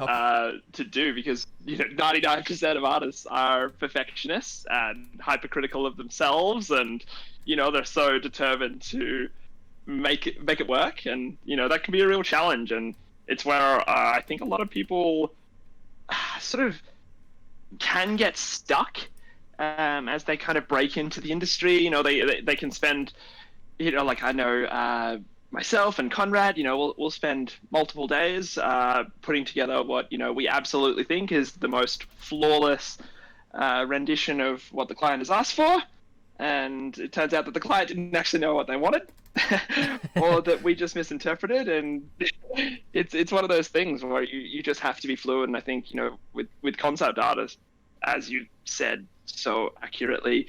You know, you have to move quickly, and you have to be adaptable, and to be able to sort of, you know, duck and move. Yeah, yeah, exactly. You just gotta go with the flow. If the flow throws you away, you gotta get back up and just keep going, man. Because if you don't, they're gonna find somebody else that will, and that's like the harsh truth of it. Definitely. And I suppose, yeah, just like on that, in terms of, breaking into and solidifying your position in the industry, it's I suppose it's about being able to take those punches, Josh. Get back up and not necessarily get bogged down in the negative feedback that you're going to receive on your journey. Yeah, 100%. Everybody, even professionals that have been in the industry for 40 years can do something, send it in, and then the art director's like, that's cool and everything, but that's not really what we're looking for, so we're going to need you to do it again. And then you're like, all right, cool. And then you have to come back with something else. So sitting there, writing in your journal about it might help you, but you still have to go back and do it again anyways. So Absolutely, man. Whatever your process is, but just as long as that final product comes out the door, right? Yep, exactly. So what are you doing here with the staircase, Josh, as you mask it off here? yeah, so what I'm doing is I've kind of followed this geometry, this kind of flowing up geometry, and I'm going on the sides here, but it's easier to do this the way that I'm going to show you here if you do it this way, because if you paint under, like if you try to, because right now it's all one layer, but technically I could just go back to different layers, it's fine. But if you try to paint underneath the staircase, it's a bit of an issue because you get lost in the fact that you're trying to match the lighting and the shade and stuff. But if you paint over it, and then, because right now the staircase, we have a shadow with the geometry, and then we have this kind of teal like highlight, right? So if we take that darkness that we just painted over and we put it on darken, and then lower the levels of that darken just a little bit, or raise them, sorry, then you kind of get this this kind of like overtone, and you don't have to worry about painting underneath it to follow the staircase and then still have to worry about the background. If you just darken it, then what ends up happening is it creates this kind of chaotic well, that was Facebook. Let me close that out. All right, so it creates this kind of chaotic value over the staircase, which is what I like personally, because now, like, if you were to paint underneath it, it would just be a solid value. It would just be super smooth. It'd be really clean, depending on what brush you use. If you felt like being rough, but putting it over and then darkening it takes all these values underneath and all these colors, and it kind of just darkens them, but it keeps the value there. Like, it keeps the colors that you want coming through. You know what I'm saying? Does that make sense? I do. It does. It does. Okay. It makes. Yeah, I suppose it makes for a quicker, cleaner experience. In terms of the actual geometry that you're following here, Josh, where are you looking? Where is your eye going as you sort of look at this image as you're working on it? Well, first off, you start in the middle, right? Right here. That's generally where, because this is a very centralized composition. But you don't want everything to be symmetrical. You want it to be symmetrical enough to where that it's actually, like, technically architecture, where somebody actually took the time to measure out everything and it's actual architecture. However, you don't want it to be completely symmetrical of a shot where, one side it's just a flipped horizontal of the other side. So I'm looking in the middle here, and I'm following this perspective that this arch is making, which is like this. There we go. So I'm following this general perspective, which goes like, well, probably like that ish. So I'm keeping that perspective, but then still keeping in my mind that this is architecture and everything should be symmetrical. But when it comes to concept art, you don't have to have everything perfect mathematically. So I'm making the staircase that has a geometry to it, but it's not anywhere near what it would actually look like because of the fact that the perspective is different. Perspective's probably off. The architecture is going to look different when I paint over it because of the brush strokes, stuff like that. The lighting, reflections, and everything like that. It's going to look different. But as far as where I'm looking, I'm just trying to create geometry based on nearby shapes while following this one center column's perspective because that's the only real thing I have to go off of. So I'm kind of just winging it from there. Yeah. Well, winging it seems to be working, my man. This is coming together very nicely. Thank you. I don't like this red piece right here. This needs to go away. And so as you work through the piece, Josh, yeah, do you focus on certain elements? Like just now you've said, I don't like this red piece. That's going to be kind of what I'm going to tackle next. And is it sort of focusing on those smaller elements to kind of improve upon, remove, whatever it is that works towards creating that end piece? Or do you sort of have a bit more of an end piece in mind and those elements are in the way? Yeah, so it's more of a, like right now, as you were saying that I went and deleted like a bunch of different stuff. It's more of, I'm focused on the broad stuff. So like the very major shapes. And then as I'm doing that, I'm noticing very little artifacts and stuff. Like this guy at the bottom here, he's got a shirt that says surviving the blank blank. I can't see it. So when I put it in, I was so zoomed out and focused on just the shapes and stuff. I didn't give a flying crap what his shirt said. But, now that I'm going in kind of designing the area and stuff, you don't really want that to be the case. So I just content aware that out, fix that up. It's no biggie. The stream is just now showing the shirt. But let's continue these staircases real quick. Because I still like this teal. That teal's nice. So let's continue that by doing the way I roughly handle staircases.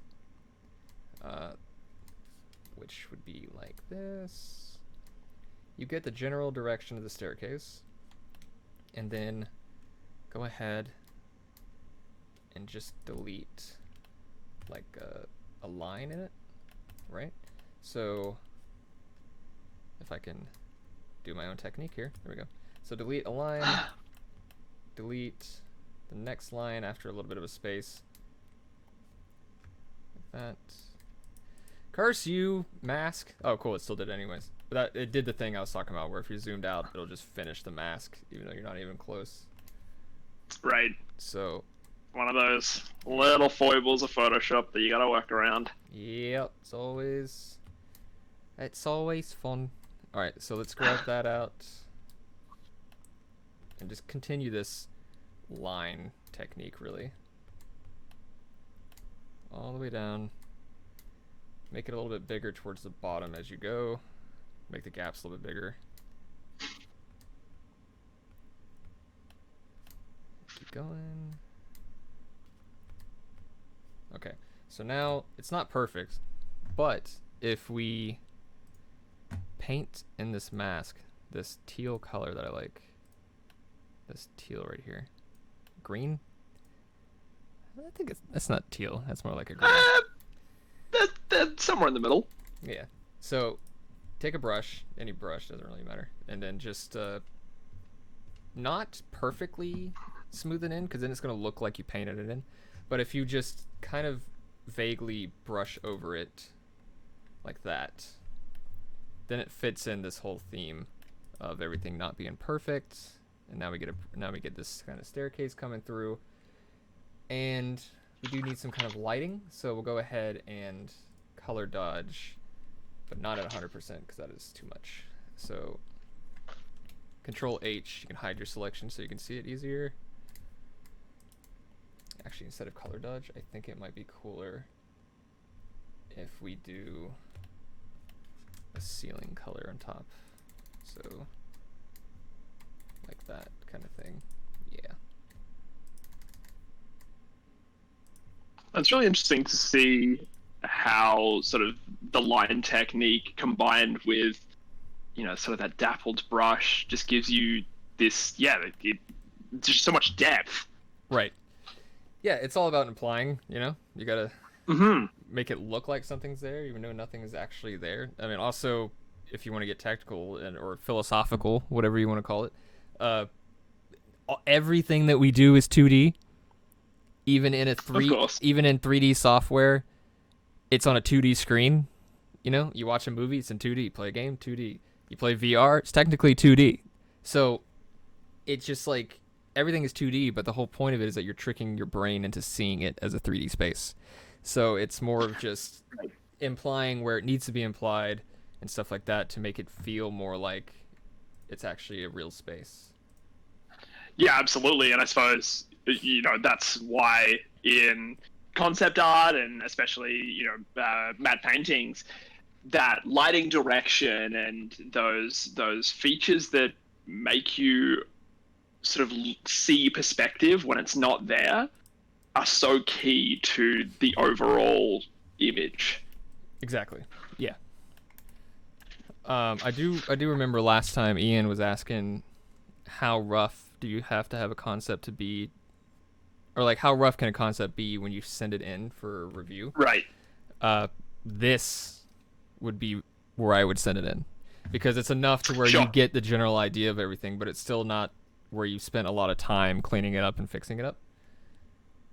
Yeah, definitely. There's so much conveyed through sort of the colors and the geometry and sort of the scene in itself. And I suppose, you've put this together, while chatting and hanging out and, in about an hour.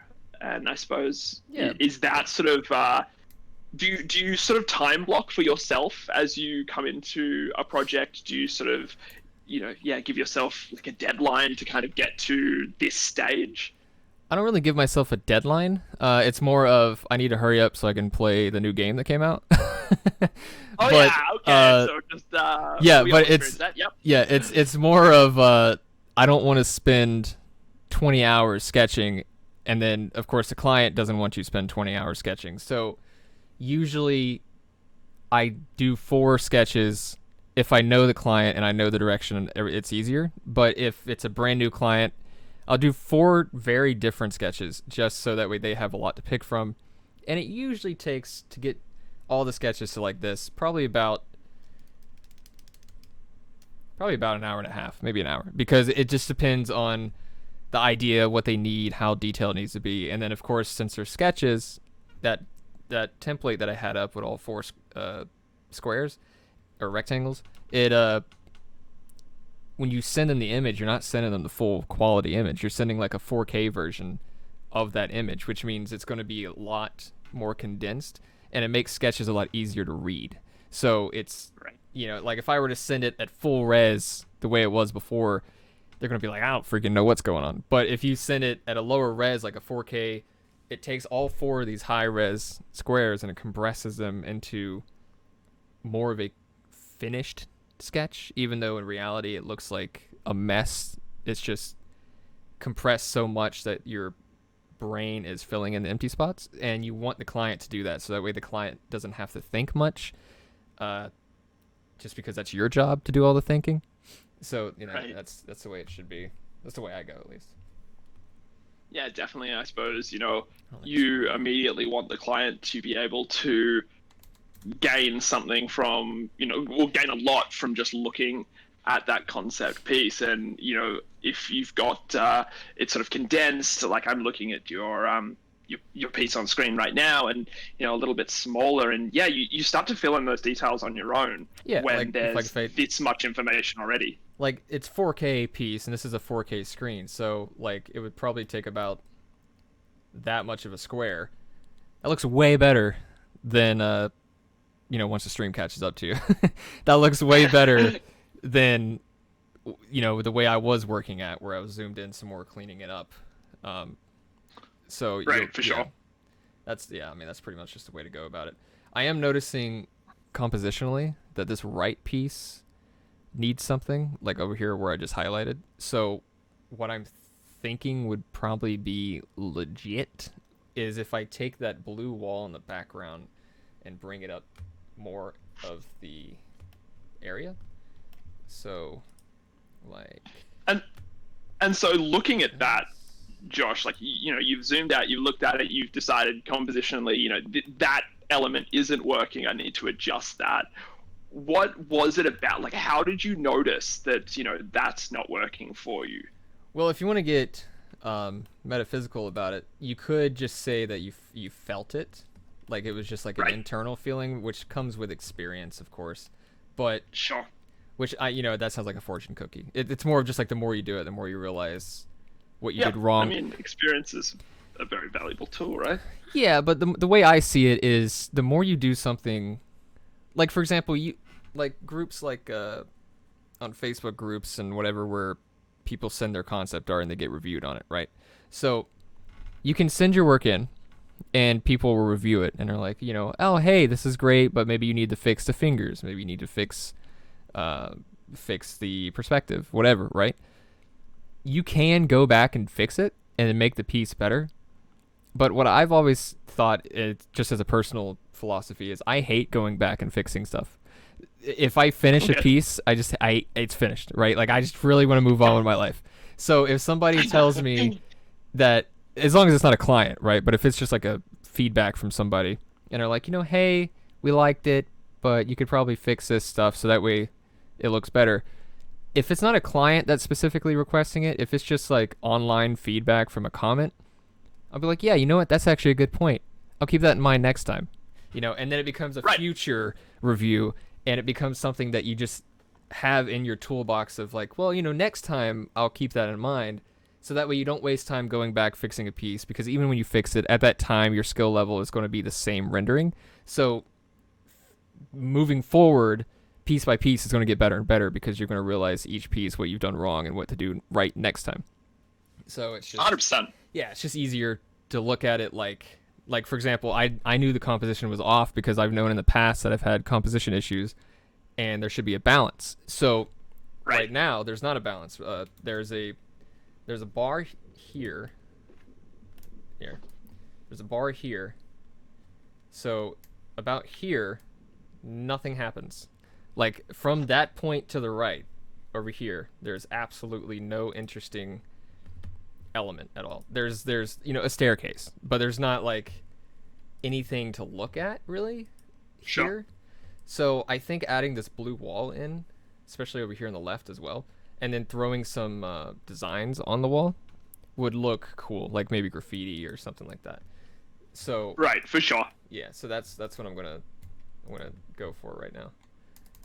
I suppose just touching on what you've just mentioned there about feedback and bringing it to the next project. It's something that we spend so much time discussing with our map painting students and just people in the community. Is it's very easy to get bogged down trying to fix an image or trying to bring sort of new feedback or new techniques to an existing image.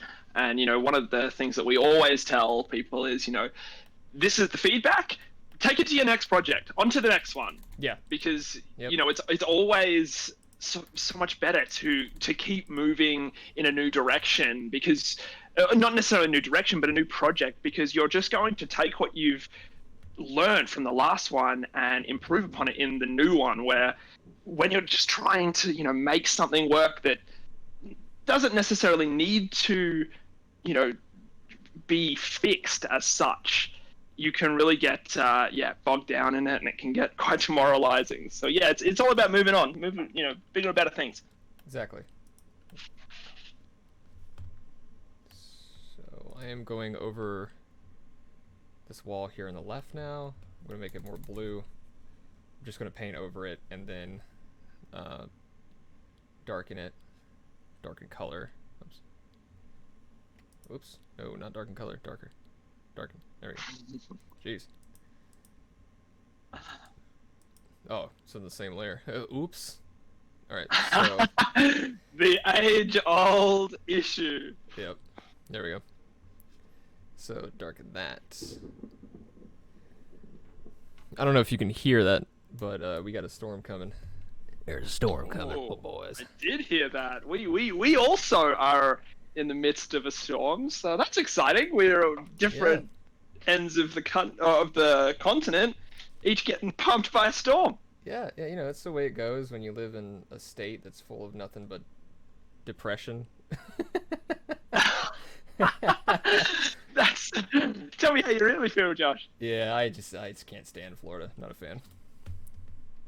Not a That fan. is that is unfortunate. I won't make comment on it as I have no experience to do so. But you know what, Josh? Such a talented, lovely, handsome, generous guy like yourself. I'm sure if you needed to or wanted to, you could move on to bigger and better things. Yeah, not with the current environment outside, but yeah, eventually.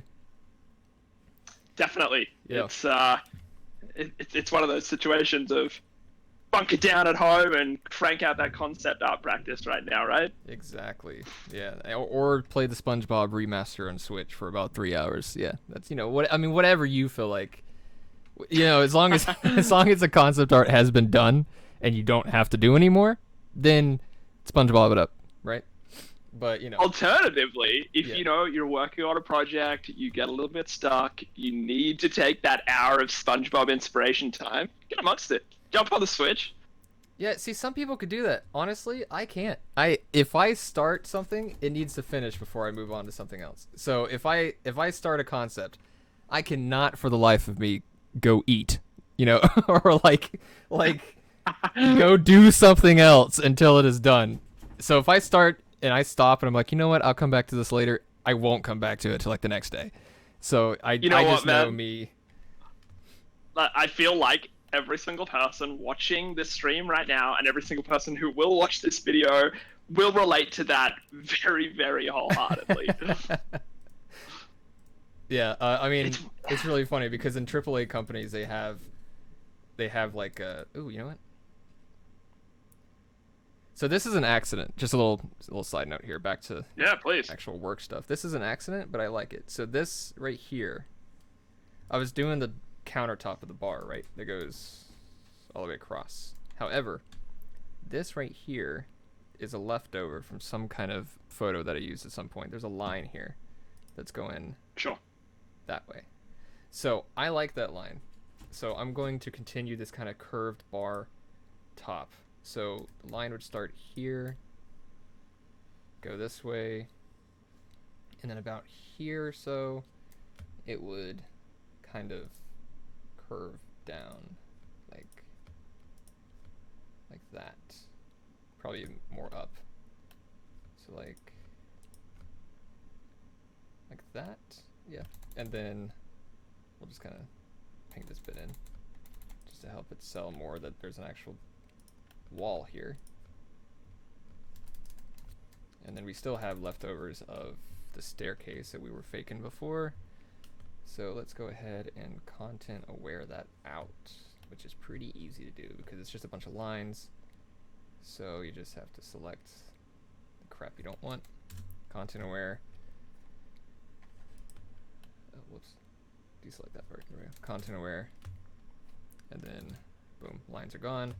There's a weird duplication issue here. We'll fix that. Boom. Boom. Okay. Boom, boom, boom. Bada bing and a bada boom. Bada boom.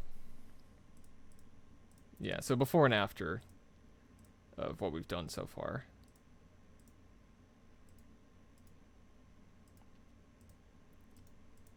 Yeah.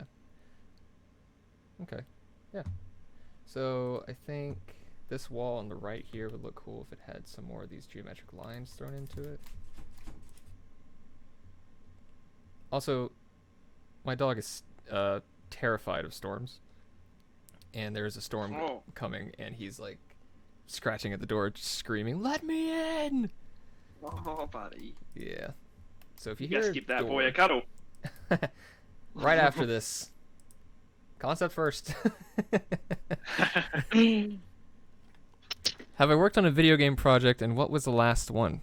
I have worked on numerous video game projects. That's actually like my main line of work is video game stuff.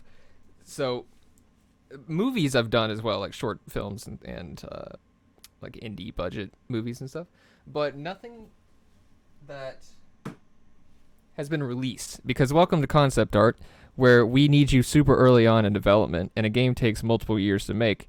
So yeah, we're gonna, once you're done with the concept art, we'll talk to you again in 7 years when it's out.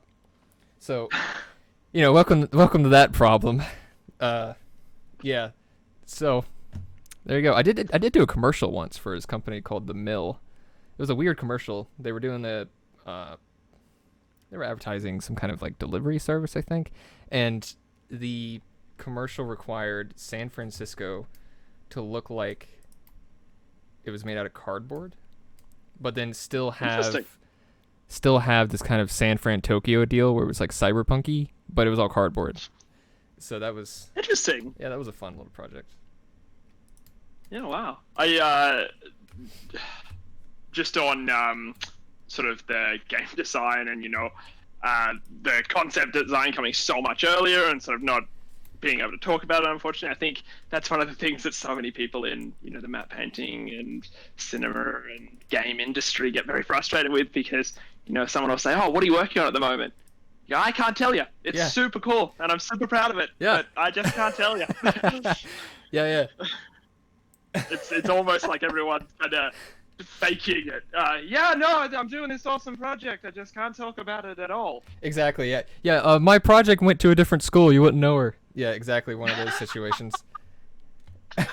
Exactly. So, just following up on sort of what Alex has asked there, Josh. Obviously, video games is a huge part of your life, huge part of your inspiration. Yep.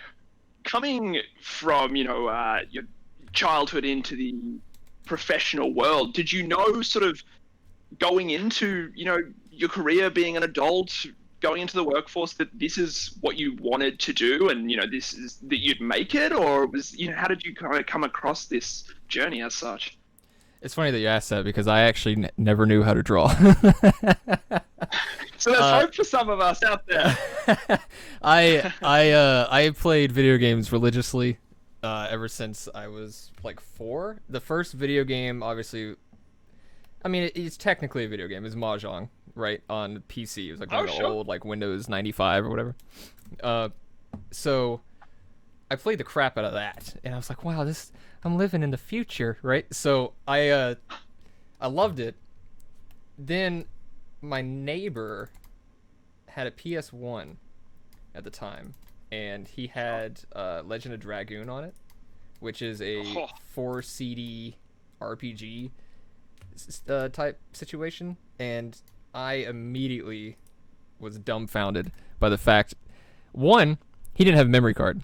So for me to play that game at his house, 4 CDs, I had to restart every time I played the game. So I knew the beginning of that game like the back of my hand.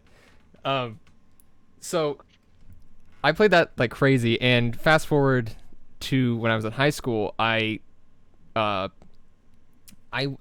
it down to 2 things, because I've always really liked music. I play the drums, and recently I've been picked up the piano, and I like to sing. But I narrowed it down in high school. I even picked super easy classes in senior year of high school, which would be whatever the last year is in your school, whatever country you're in. So I was in the last year, and I picked super easy classes specifically so I could just spend the entire year figuring out what it is I wanted to do. And I narrowed it down to music, like being a drummer in a band and making music, or being a artist for games. And I realized, jeez, low tier, right? Yeah. Yeah, listen, man, you gotta dream big, bro. 100%, man. Yeah. So so I figured that music was probably too competitive. I realize now that they both are. I was gonna say. Yeah, but I figured a music career would be a bit harder to sell your albums than it is to be the background staff on a game. You know what I mean? So right. I was like, yeah. So I'll do the concept art. It sounds fun. Get to make stuff that I've always played my entire life. It'd be great. So I started drawing, and I never drew before. So I every time I drew something, it was like a doodle in a book. It was barely not even a doodle. It was like I used little side topic here. You know stick figures, right? So Yeah. I used to draw stick figures, but I thought I was the coolest kid ever because instead of drawing like a stick dude with a circle like that, I used to draw I used to, I used to draw a stick guy like that. And Cutting edge. yeah, you'll see it in the stream. But yeah, so I used to do that, and I thought I was the coolest kid ever because I was so freaking creative and different and edgy. But you know, so what I did is I started. That was like my extent was doodles, right? So I started just drawing what I thought an environment should look like. I had no idea the math behind orthogonal lines. I didn't know different perspectives. I didn't know anything. I just knew what real life looked like, and I knew what games I had played, and I tried to combine them into a drawing. And I wish I still had those drawings. I don't. They were so crap. They got destroyed somewhere, thankfully. But from then on, I then went to right out of high school. I went to the Art Institute in Tampa, and so the Art Institute in Tampa is an accredited college, which means that you have to take general education as well. So that way Sure. your credits transfer depending on if you change states or whatever you want to do. But the problem about that is that means you're going there for like concept art, right? That should be my logo for my brand. Thanks, Ian. So you're going there for concept art, but in reality, you're learning everything else. So I was looking at it, and they had a 3-year program for a bachelor's, but 3 years for bachelor's is 1 year shorter, right? So that means that you have to take year long. So you're doing like 10-week quarters, and then you get like a week off, and then you're back to 10 weeks and stuff like that, which is fine. I'm not complaining about workload. What I'm complaining about is you did not learn concept art. Concept art was 1 quarter class, and you didn't know it, and they didn't teach it until like already a year and a half or 2 years in. And then they taught it for 1 quarter, and then they moved on to everything else. And I'm like, I'm going to be a concept artist. Why do I need to know animation techniques? You know what I mean? Like there's certain things that don't really correlate to that kind of philosophy. And so I ended up leaving the college. I didn't graduate. I ended up leaving, not because of a high horse, but because of procrastination. And I was Sure. so Love the clarification. yeah. So I left there and realized that I am better on my own as far as learning goes, and I understand Sure. that some people need somebody to teach them, right? That's the whole point of this, right? Somebody Right. listening can figure stuff out. But for me, what it was is I found stuff on YouTube, and I really liked the Sure. stuff on YouTube, and I started figuring it out myself. And I used to watch like the speed paintings where you speed it up, right? Yep. I used Definitely. to watch those all the freaking time, like just Sure. every day. But they help to a certain degree, but they don't help all the time because of the problem that it's too fast. There's no breakdowns. There's no guy telling you why he did this, why he did that, stuff like that. So Sure. I started looking up tutorials, and I found like Pixel Brush. I think Shoddy Safari did some tutorials, and of course Feng Zhu, which they're all amazing. Oh, and then Eaton Zana, which Eaton Zana is like my role Sure. model. But they're all Right. they're all amazing concept artists. It's just each one has their own techniques that are different than maybe what you want to do, right? Or something like that. Like Feng Zhu, I said in the last one that he does this technique a lot, where he highlights an area and then takes like some kind of bright value, right? And Shatter Pixel is my friend, by the way. But yeah, I'm getting there, dude. All right. So basically, what Feng Zhu would do, right, is he would take a brighter value, and he would go behind it, right, and add like a distance, which is fine. So like he would just do like a little bit here and there and stuff like that. And as far as looking at in a thumbnail, it really separates foreground and background, which is why he does it. And I do it as well. I just don't do it as much, which is fine. It doesn't really matter. It's just more of a preference on what you're watching and translating it to how you want to do it. Because if you follow somebody else's techniques perfectly, your work isn't going to be your own. It's going to look like theirs, right? So it's more of a take the techniques that they do, figure out what you like out of it and stuff like that, and then you'll create your own, basically. Yeah, definitely. I think one of the major reasons that we host our map paint challenges is to do exactly that implementation of sort of learning a technique through our academy or through mentoring, and then actually putting it to practice in a situation where you haven't necessarily got your hand held.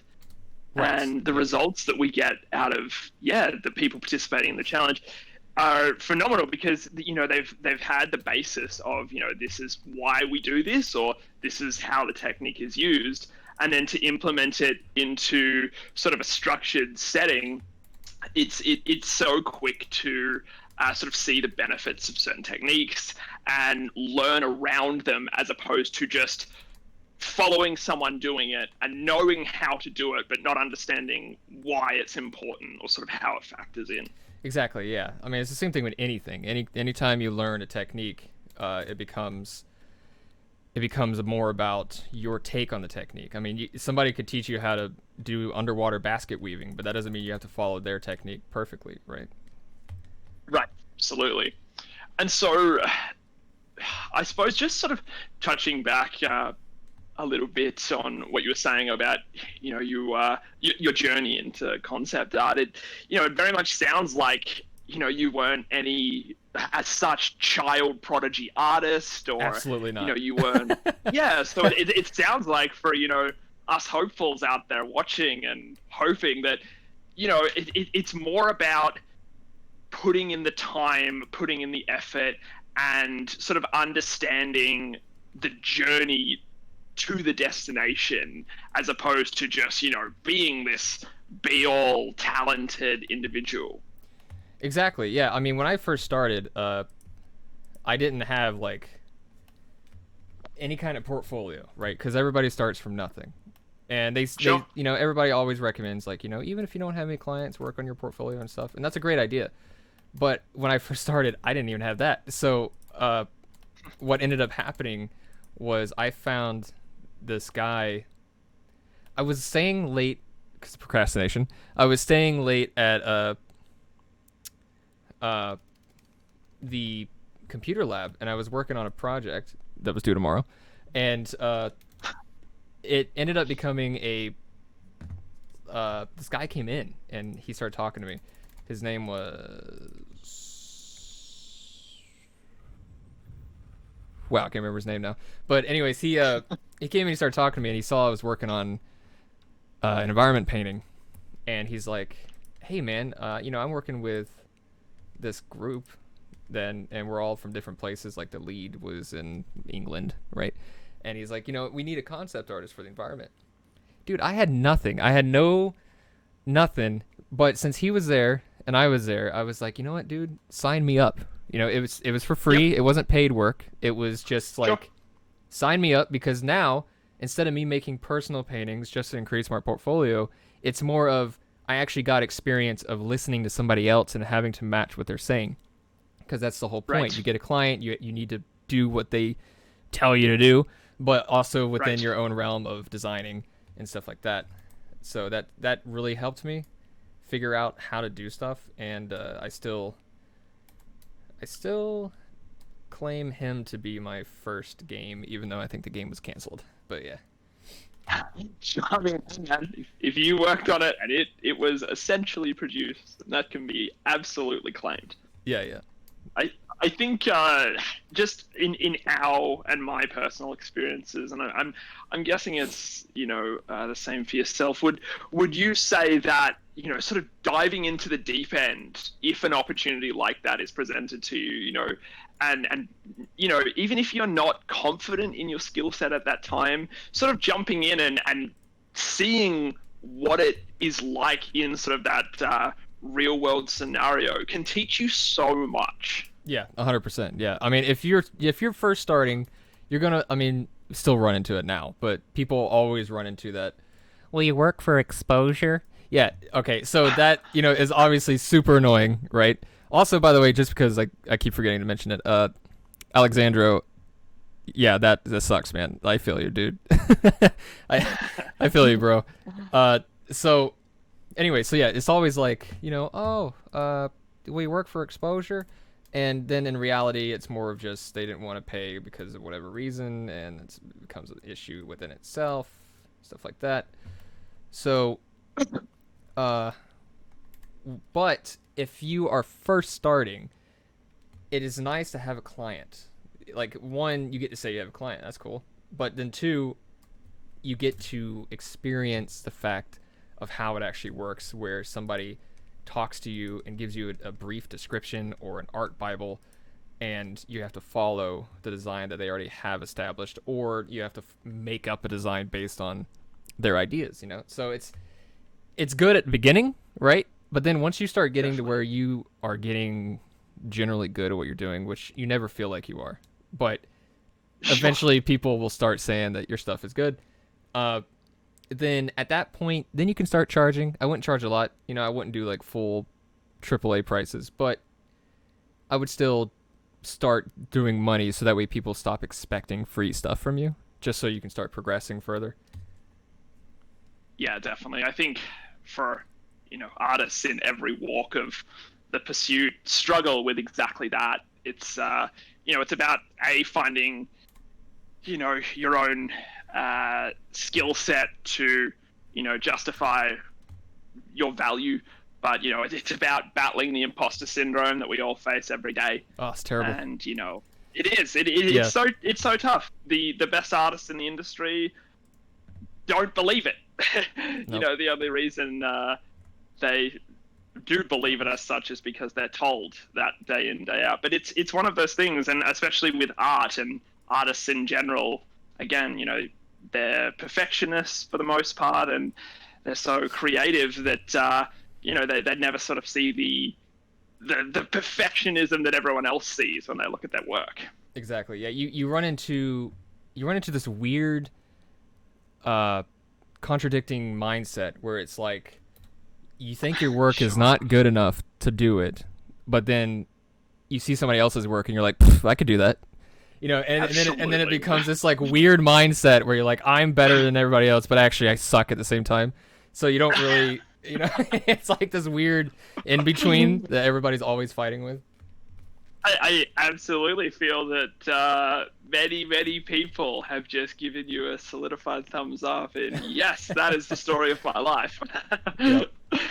So I guess, Josh, just sort of touching on what we were just talking about there, for you, and speaking to the audience here, what would you say going into the journey and sort of securing that first gig or sort of first paid contract as such? Like, what would be your number one tip, hint, trick, phrase? Like, what is it that you can say to people, trying to make it as a concept artist, to kind of like, this is what you want to do straight away off the bat? So I would say first off, go ahead and learn. Like, if you're starting from scratch, like I did, you would want to focus more on the fundamentals before you learn anything, because, I mean, besides the obvious that fundamentals are the fundamentals, but like right now, right, there's a lot going on in this picture that is broken down into different pieces. Okay, so you got perspective, right? You got the fact. Here, let's do a different layer on white. So you got the fact that the perspective goes this way, like that, right? But then there is a wall here, and then there's the horizon line. There's an implied wall here that you can't really see much of it, and then there's another floor plane here. So if you want to look at the perspective, ceilings go in like this, and then the floor would be following it but reversed, flipped, and then of course the wall lines. So that's all just perspective, right? That's one fundamental. Okay, another fundamental would be the fact that it's color harmonies. So certain colors look terrible together, and I don't understand why some people still do it. Not artists, but like companies that are like, you know what, we would love to mix bright teal blue with like a gross faded orange, and it's like, what is this, the Gators, you know, like like It's very funny to me that the colors I had in my head were the ones that you mentioned. Exactly, it's always the worst. It's so terrible. So but in this right here, we actually have RGB. We have red, green, and blue harmonizing together to create this kind of very colorful, because RGB, if you have all three of them, always lends to this very like painted, colorful environment versus just having two. Most of the time, you only have two color harmonies. You have a blue color, you have a warm color, and a cool color.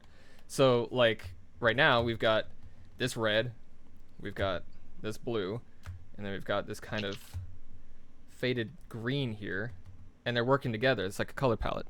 But you know, in some pieces, like if I pull up my work here, little self plug.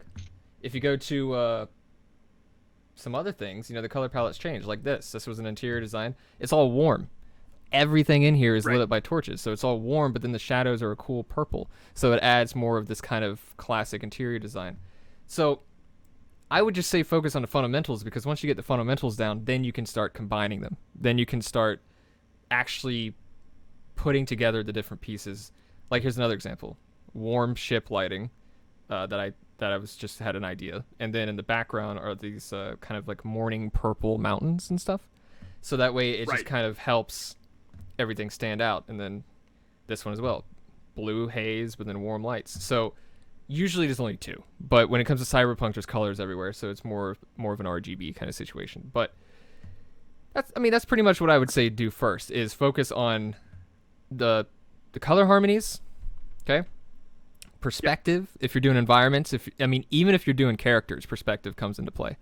But then perspective, and probably the third one would be lighting. With those three things, you can make whatever you want. You don't need any texture.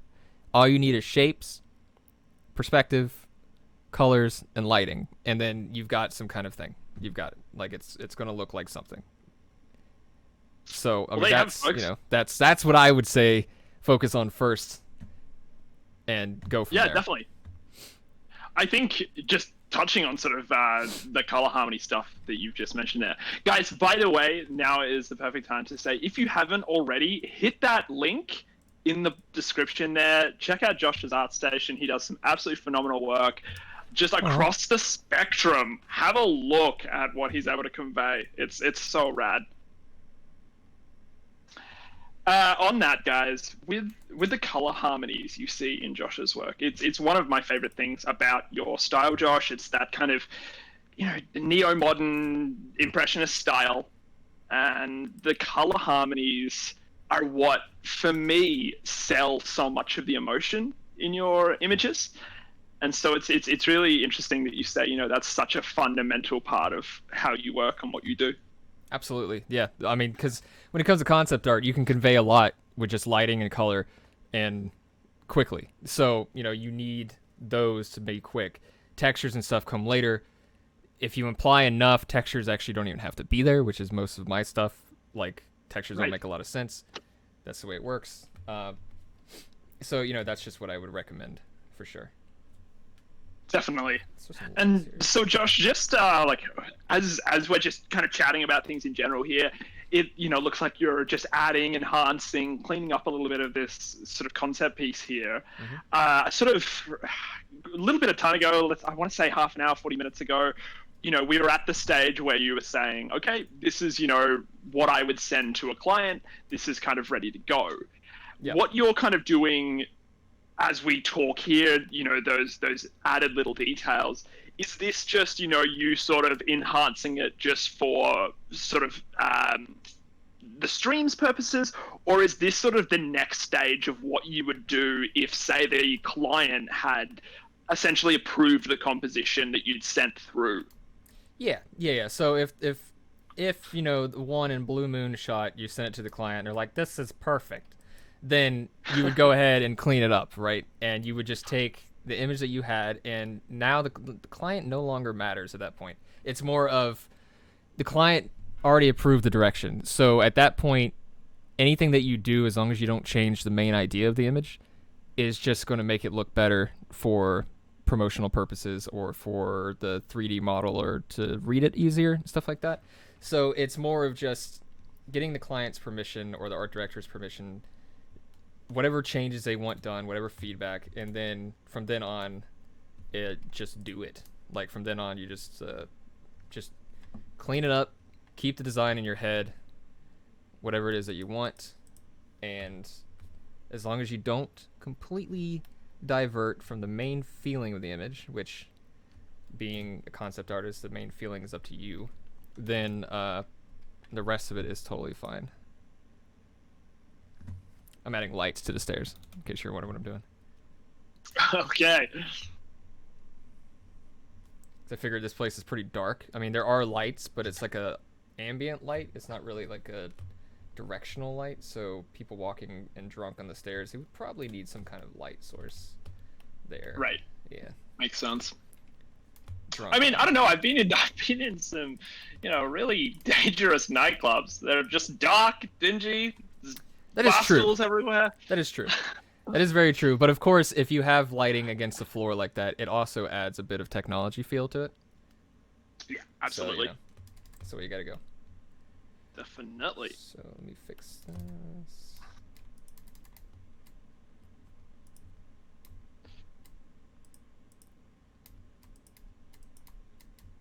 So just having a look at the actual sort of colors of the stairs, the implied lighting, the sort of neo lights of those high contrast reds and blues, it feels so electronic and cyberpunky, sort of futuristic. Yeah, man, that's and the point.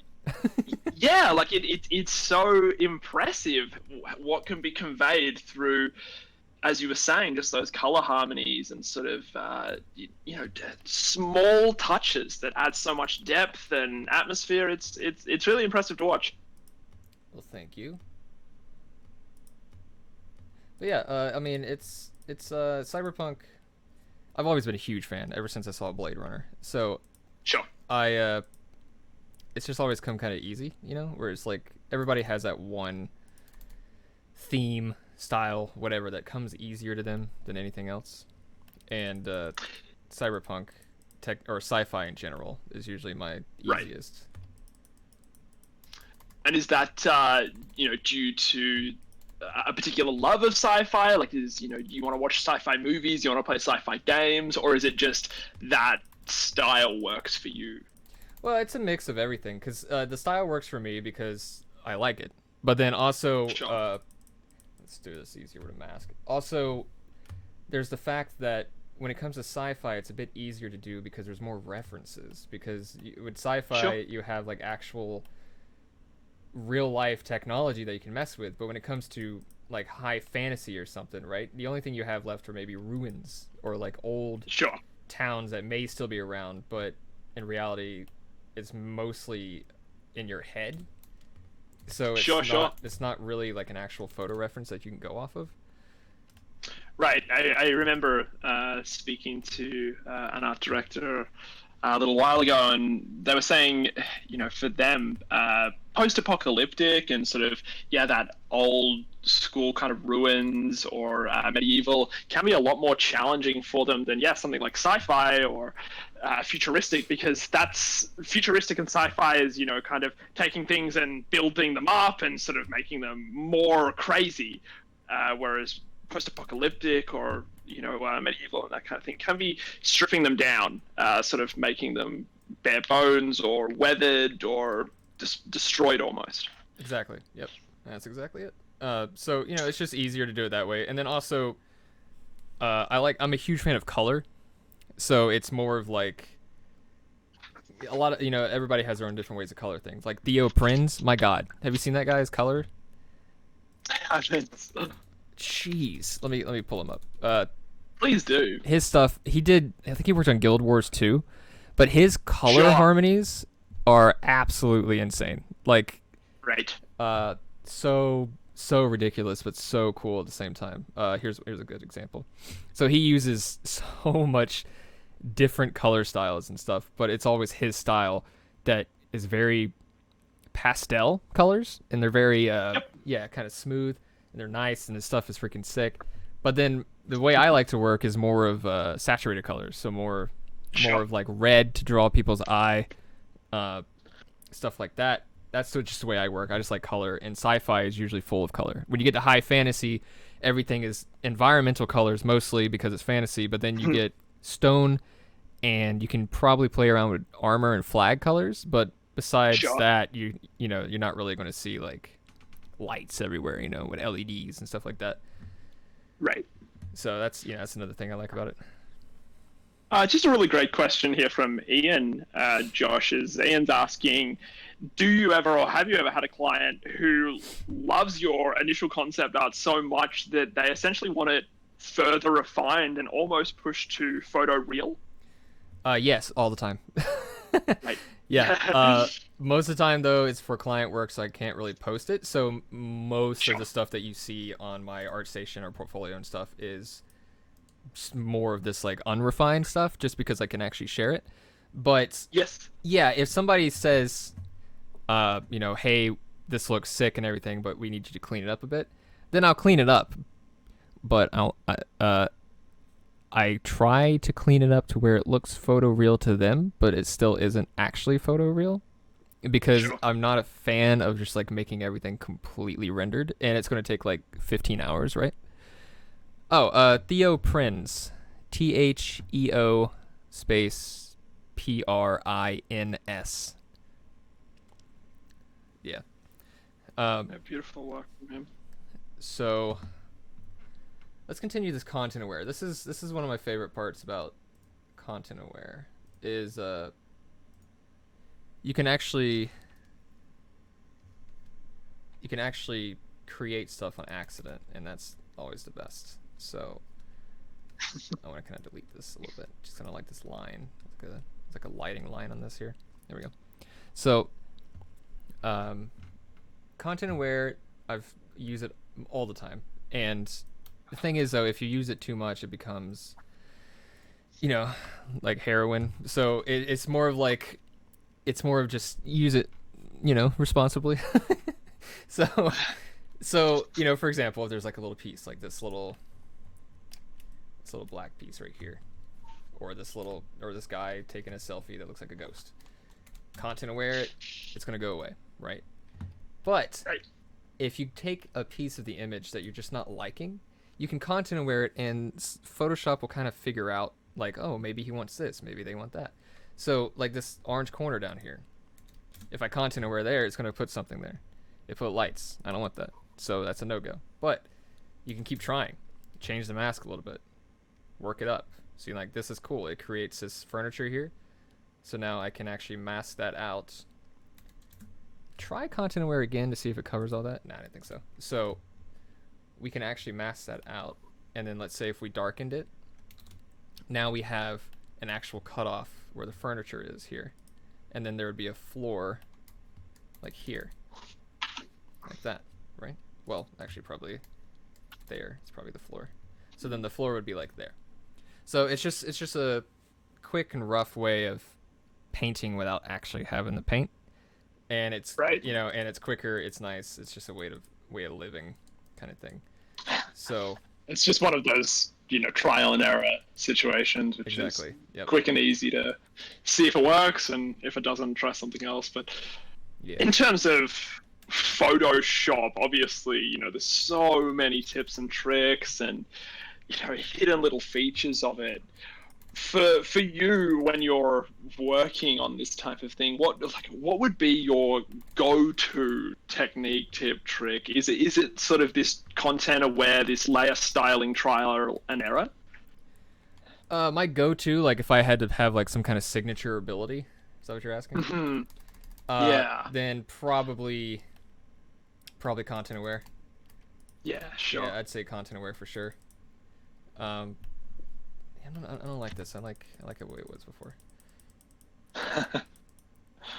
That's better. And then we'll just because it looks like a couch. So I think if we get rid of this top bit.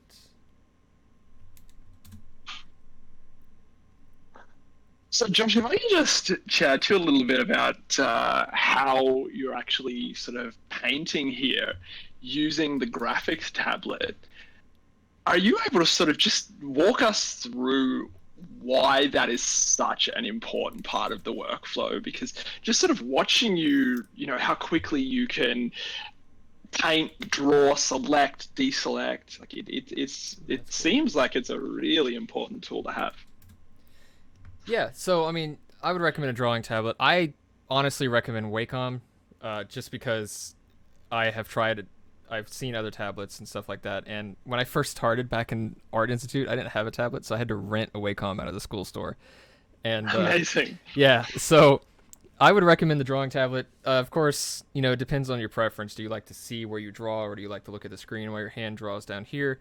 Just not any not any like actual advantage to that. It's more of just a preference. I personally don't like my hand being in the way of what I'm looking at, so looking at the screen with my Sure. hand down here is better to me.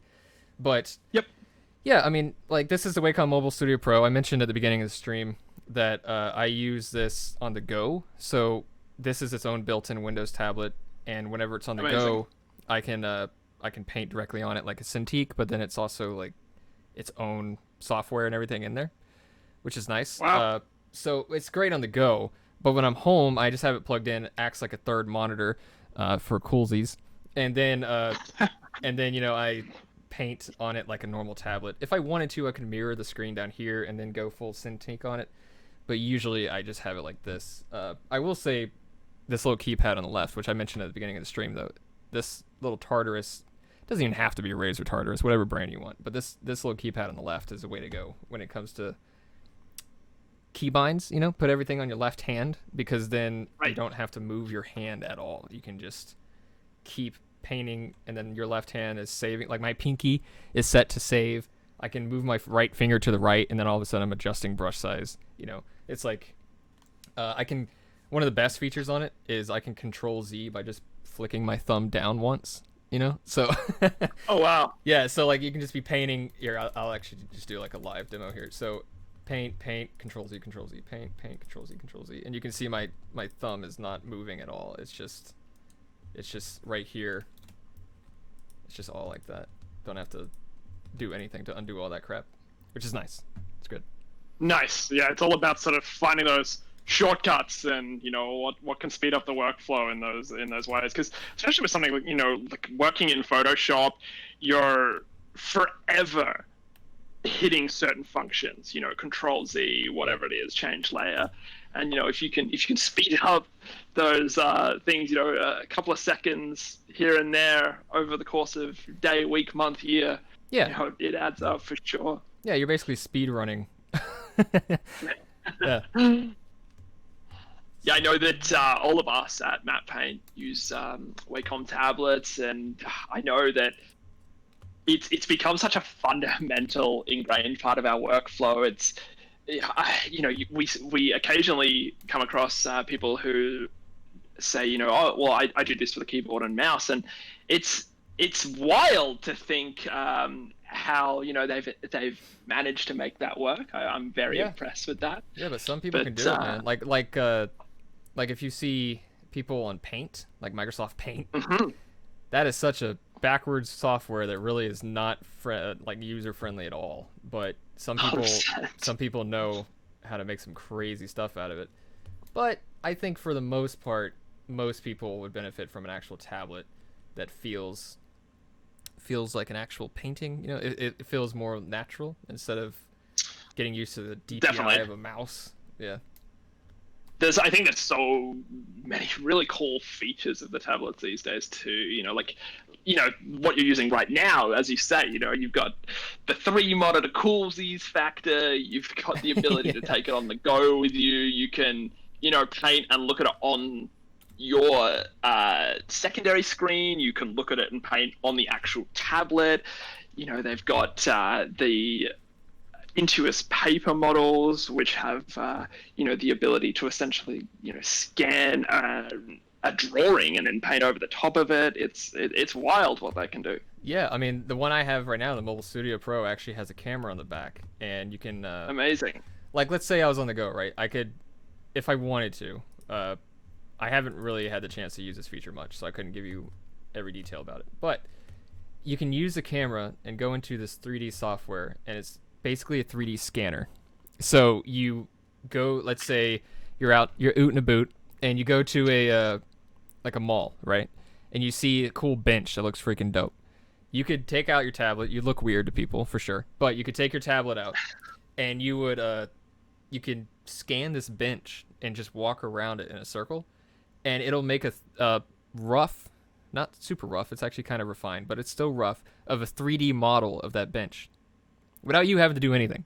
So now, if you wanted to, you could actually just throughout your daily life carry the tablet wherever you want, or if you go traveling to cool places, find a cool piece of environment like a rock or a tree, scan it, and then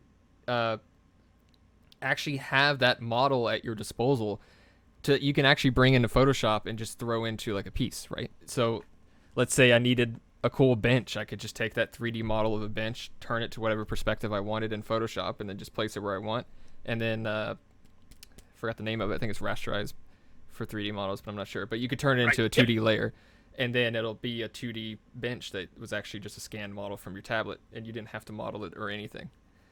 So, it's a cool feature. Definitely, it's so cool to see the boundaries that keep getting pushed in terms of like just what you can achieve, stepping into the realm of photogrammetry, and it's making the industry that we work in just seem so fast. Yeah. Well, it also becomes one of those things where people that don't know what you do are like, oh, you just push a button? No. Very much so. Very much so. I think the depth of and extent of what goes into concept art, matte paintings, and that kind of thing. Unless you really don't understand what goes into it. Unless you're in it and trying to achieve it, it's hard to grasp just what can go into it. Yeah, exactly. So this is looking pretty good here, Josh. This is, this feels like a nightclub. Yeah. I think at this point, the only thing left to do would be to push some people out of here.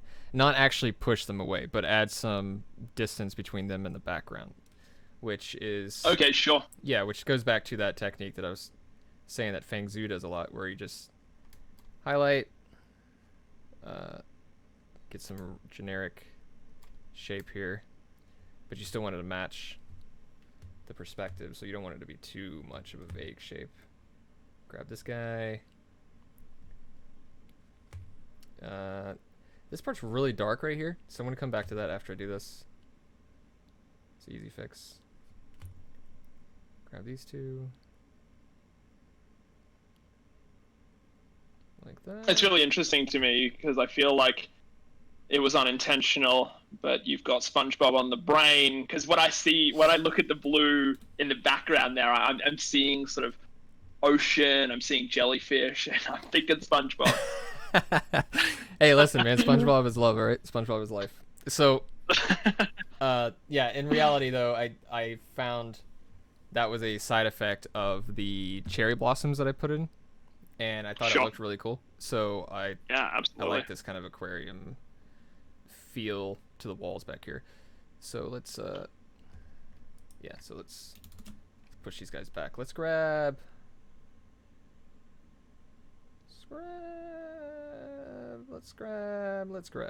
something. We'll grab something. Probably grab this like kind of yellowish orange light here. Yeah. Screen. Too much screen. There we go. And then just kind of gently, very gently, you want to push that stuff back. Very gently. Only slightly. Only slightly. Just a little nudge. Just a little nudge. Yeah, that was actually a movie quote. I forgot what movie it was. I think that was Happy Gilmore. Yeah. You're too good for your home. Just tap it in. Yep, it's happening. The price is wrong, Bob. Yeah, that was a great movie. Classic Adam Sandler. I think that was peak Adam Sandler for sure. Well, you didn't like Jack and Jill? To be very honest with you, man, I think probably like Happy Gilmore sort of time back to school was kind of the Billy Madison. last Adam Sandler I watched. Billy Madison, that's the one. Yeah, Yeah, that's yeah. kind of the last Adam Sandler I watched. Well, Jack and Jill was a train wreck, but it had Al Pacino in it, so that's interesting. Oh, there Yeah. you go. So I like these. This is again an accident, but these tables have been picking up artifacts from all over the place that I've been placing, and it's created this this kind of reflected table surface, and I like that. So I will grab that, and we will make that something we can place around. So let's put like a bigger one. Put it here. That.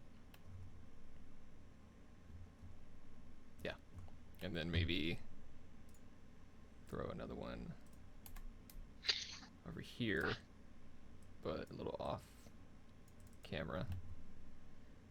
Yeah, that's another thing. This is a viewpoint of a camera. You always got to keep that in mind, that this is like, if it's a game, it's a game camera. If it's a movie, it's a film camera. There's always cameras involved. So even though this is probably a view of something people could see there, you just gotta remember that it still follows the same practices of a camera. In real life, if a light hits you in the face, it's not going to cause a glare. But like in a camera, if a light is directly hitting you, it's going to cause a weird glow. And depending on which lens you use and stuff like that, different lenses have different glares. Looking at you, J.J. Abrams, but like it causes effects in the shot. So it depends on your aperture and stuff like that. So Right. For these lights up here, I haven't got to it yet because I always save visual effects for last. But the lights up there, I was probably going to do some kind of glow coming off of them because right now they're too hard. For sure. I think for so many people and in so many concept art pieces, matte paintings, or whatever it is, that can be something that really not necessarily ruins the image, but can be a real difficult factor is getting the light direction and sort of the remembering that you're looking from a camera's perspective and it needs to fit into sort of that camera shot. Yep. Yeah, I mean, even if you like warp the perspective, there are certain lenses that do that with fisheye, or like I have a Sony 12-24, and you go to 12 millimeter and it's like a freaking massive wide shot. So you can always take advantage of photography shots and play around with that, because then you don't really have to imagine what the camera angle would look like. You already have the camera angle to play with. For sure. Yeah. So right now I'm just implying a table. As far as the actual design of the table would go, if the client wanted me to freaking refine the table design, then what I would do is I would either refine it here, or I would just do like a separate concept sheet that has like different table designs or something like that. Right. So Alexandro, one of my most frustrating commissions was a guy when I first started that I will never forget. I think he was my first paid gig, actually, and it was only $80. But this guy was something else, bro. I don't like talking bad about people, so I'm not going to talk bad about him. But he was not great at explaining. Okay, and you're gonna have clients that have that issue, and then you're gonna like try to figure out what they're talking about, but then they're gonna look at you like you're the one that's wrong, because they're like, no, this isn't what I said. Well, yeah, but you didn't. What did you say, right? Well, he gave me the description, and I will never forget this description. the best way he could describe what he wanted was he wanted a graphic showing how color sounds. And to this day, I have no idea what that was supposed to mean. So my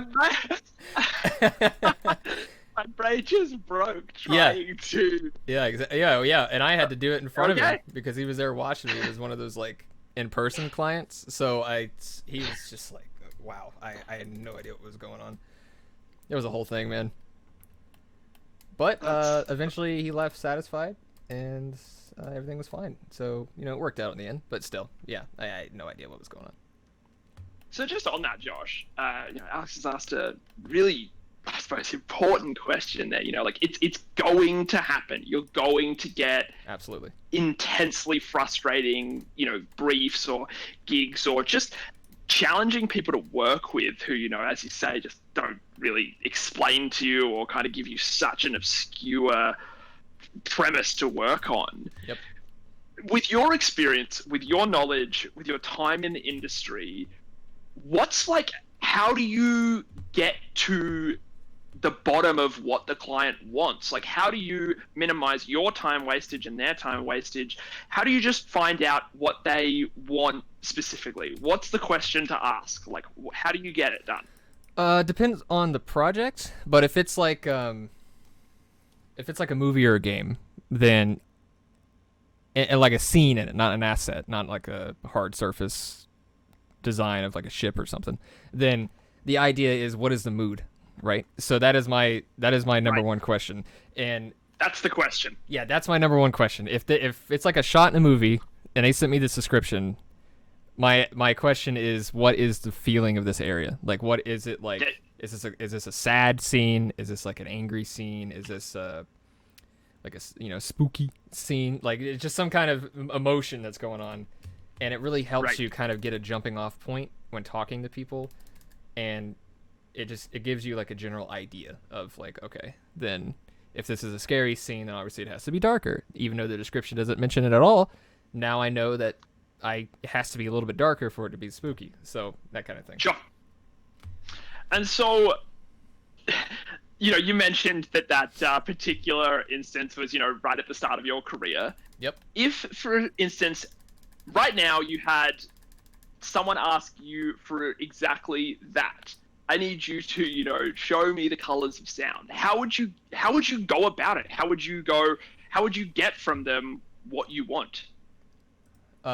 Well, again, if they're contacting me now, then it would be concept art related. So it would be like a scene, right? So again, I would just be like, what is the mood of this colorful sound scene? And then I would probably, let's say they wanted a cyberpunk scene that described the color of sound. Then I would probably, in my head, I'm picturing like like either a business or whatever, or like a club scene like this, but then against the walls would be LEDs that show wavelengths, and it would be like visual wavelengths that maybe they turned into sound based on the color.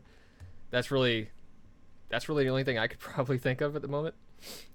Yeah, no, amazing. So it basically, the key factor to determine is what's the mood, and everything else will flow from there. Pretty much, yeah. That's pretty much the way I roll, dog. Apparently it's working out for you, man.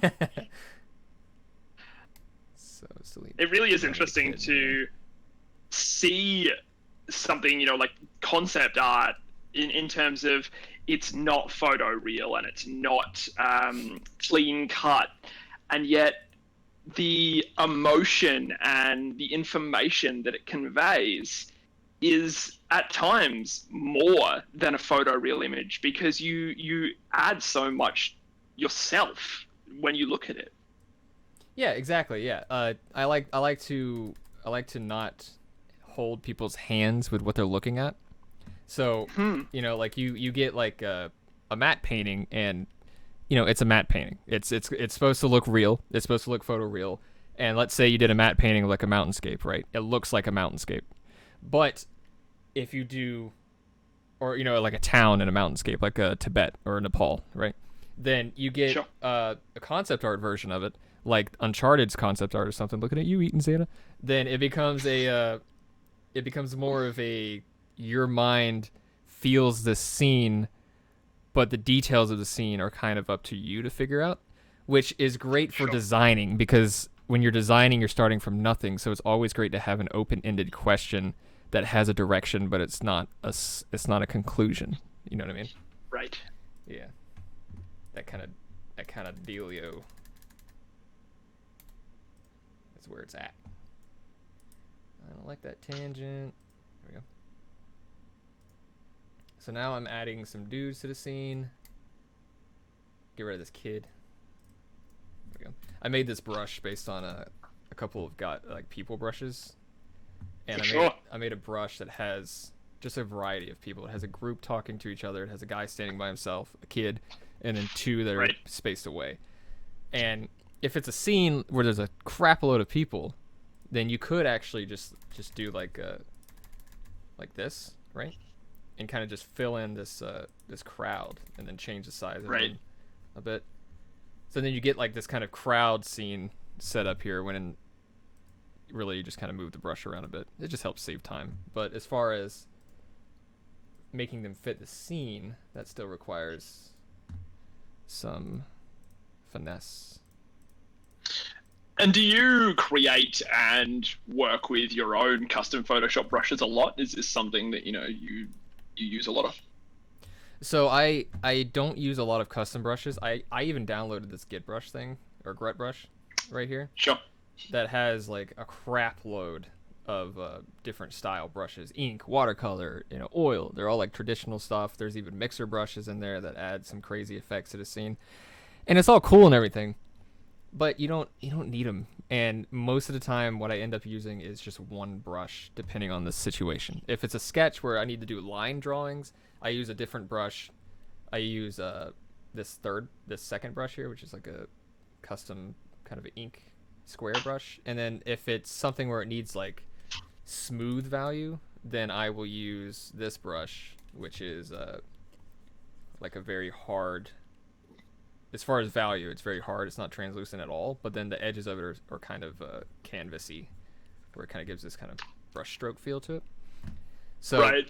So, yeah, there's so many different variations on the brushes. You can just achieve a lot of different things with the brushes. Yeah, but usually I just use this one brush here, which is a good everything brush, just because it has some texture to it. But then it's also easy to kind of get like a hard value to it. There's no buildup. It's just pretty rough, and you're good to go. Oh. Yeah. So that's what I do. That's what I use. All right. So I also usually listen to music hardcore when I'm working. Like obviously I'm not talking to myself when I'm working, but for the stream that's what it feels like. So what I usually do is I have like lo-fi hip hop on, which is this. Yeah. I'm sure everybody the classic. knows. Yeah. The classic. We all pictured the image Studying of the girl. chick. Yeah, exactly. Yeah. Usually have that on, and then if not, then I have like a Google Play playlist that I made, but I'm usually singing, painting at the same time. If I'm in an office, I wouldn't be. But yeah, I have like an actual energy, I'm not just chilling by myself in the quiet room with the dog screaming at me to hide him from the storm. Yeah. For sure. And I guess not too often when you're working away do you have someone chatting in your ear and grilling you over what you're doing. I actually don't mind that. I like it. I dig it. Yeah. Well, that's fun. I dig it too. Yeah, it gets my brain away from being exhausted from just working the whole time. Which, I mean, this is fun. But, even a basketball player gets exhausted after a game. Oh, absolutely. So, it's just absolutely. I mean, the way it goes. Yeah, it's mentally exhausting for sure. It is, yeah. I mean, you're essentially, doing mental gymnastics just to create. Yeah, pretty much. Let's fix that. And then, so this is how I do vague characters like this. Like obviously I'm not going to go in and render out these people in the background, but you can't just leave them black because it doesn't look right. So you put some kind of value on them that fits the area, and then kind of just bring in some nearby colors, grab some brighter ones for the top of them since it's top lit, and then same thing over here. Let's grab some darker colors here. You don't want to do a lot of red because there's already a lot of red on the wall, but you do want to kind of throw some red in there to kind of make it feel like these people are wearing clothes that are vibrant. It's a club, you know, whatever. So let's do some of that. And then we'll bring in a lighter value for the top of them, just because it's top lit. That guy looks like he has a ponytail. Cool. Let's light these guys up a bit. Cool. And then we can go ahead and do, like I said before, where you pixelate and then facet. And it doesn't change too much, but it changes enough to help them blend in with the fact that they're part of this painting instead of being just a masked out image, you know? They have like some kind of smoothness to them. Sure. Do want to darken below them though. These two specifically, and this guy. So let's give them some kind of shadows. Just kind of a shadowy bit.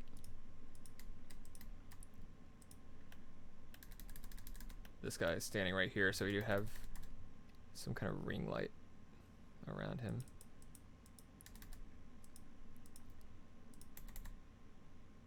It's so cool for me to create the story of what's happening as I'm watching it come to life. Yeah, man. I mean, that's the fun part about concept art, is you get to make whatever you want as far as it makes sense, right? Definitely.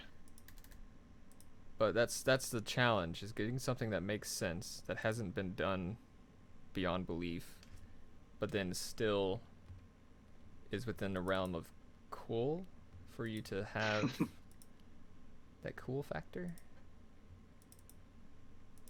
kind of thing. There we go. So now that we've got that going, I do want to lighten up with screen right behind these two. Just a little bit, just to kind of bring them back out. And then these guys too. Cool. Sweet, dude. Okay, so now I think the only thing left to really do, because now we have a balance of composition like I was talking about towards the beginning, that we have these people on the right side now having an actual something to look at versus the bar on the left. So I think now the only thing left to do is to add some more haze, or yeah, I guess haze would be the right word for it. Some haze adds just a little bit more distance to this club, just to give the feeling. And then the light glow that I was talking about, that would because this place is really gross, right? I mean, this is a nightclub, so there is somehow dust in the air and nobody knows where it came from, you know? And people breathing like crazy. It's going to cause this kind of cloud of just gross smoke in the area. So it would have a little bit of a haze over everything. But obviously you don't want to just screen over the entire image because that's not going to look good. So we're going to add a little, just a tiny smidgen of glowness, of like this soft kind of glow coming from the lights. Just a little bit. Just tap it in. Just tap it in.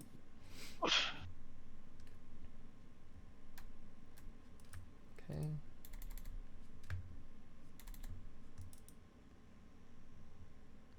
So as you're kind of putting final sort of iterations to this piece, in your experiences, Josh, what would be kind of the go-to cardinal sin of concept artists, Soft and brush. something that, you know, soft brush. Soft brush. I Okay. absolutely hate it. Yeah.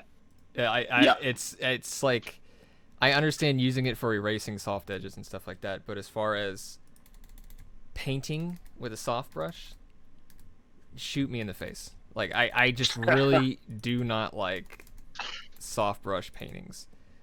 And Sure. I understand using the soft brush to render out an edge and make it soft. That's the whole point of it.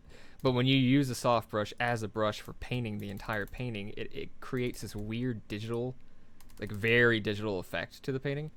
And I'm just Sure. not a fan of that. So I mean, Right. you know, if some people are, some people do it. Me personally, not a fan. And then also when you use soft brush, it creates more of like this gooey painting feel than it does a actual hard edge surface.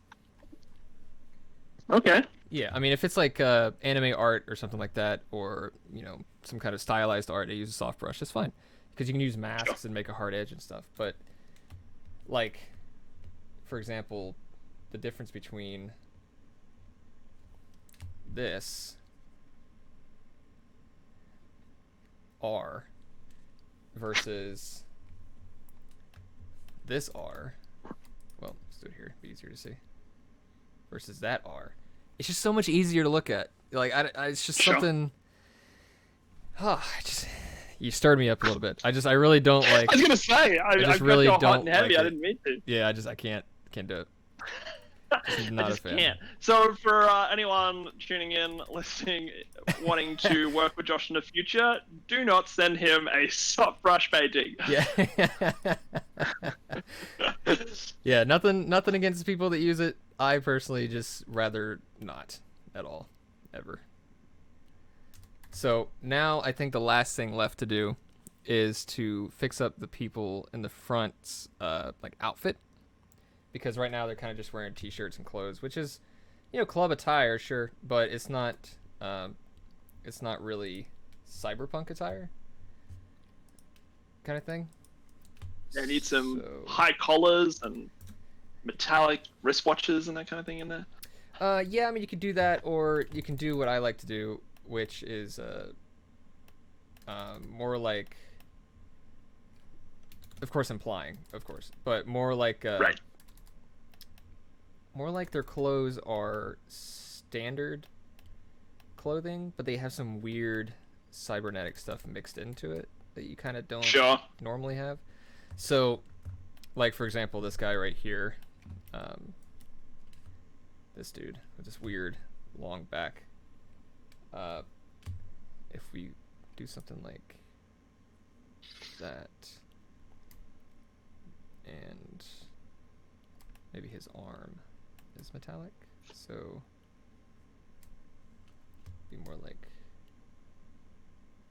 that kind of thing. And then take, not silver, you don't want it to be silver because it's going to stand out hardcore. You want it to be some kind of color that's in the image already, and kind of just imply. Then of course with the reflections, because it is metallic, you would have a bit of a hard edge here, and then could do something like that.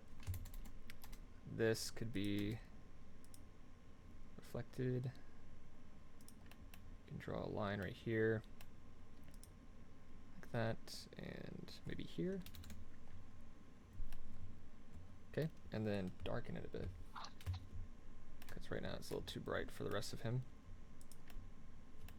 And then go ahead and take that value and kind of just generically fix the fact that it's his arm. So bring it down here maybe.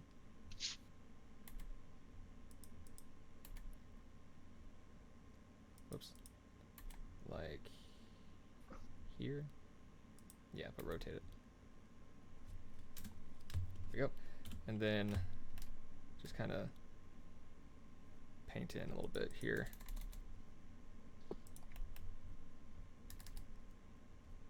Do like that, just a little rough. And then since he is Might be a robot. I've done a robot in the first piece. So Right. let's continue that design, which was flat face, top head, or round head. Very scientific design names. So let's brighten up a little bit. Yeah, so it was like that kind of thing. There we go. And then a little bit there. Throw in some cabling behind his head. A little bit bright. Let's darken it.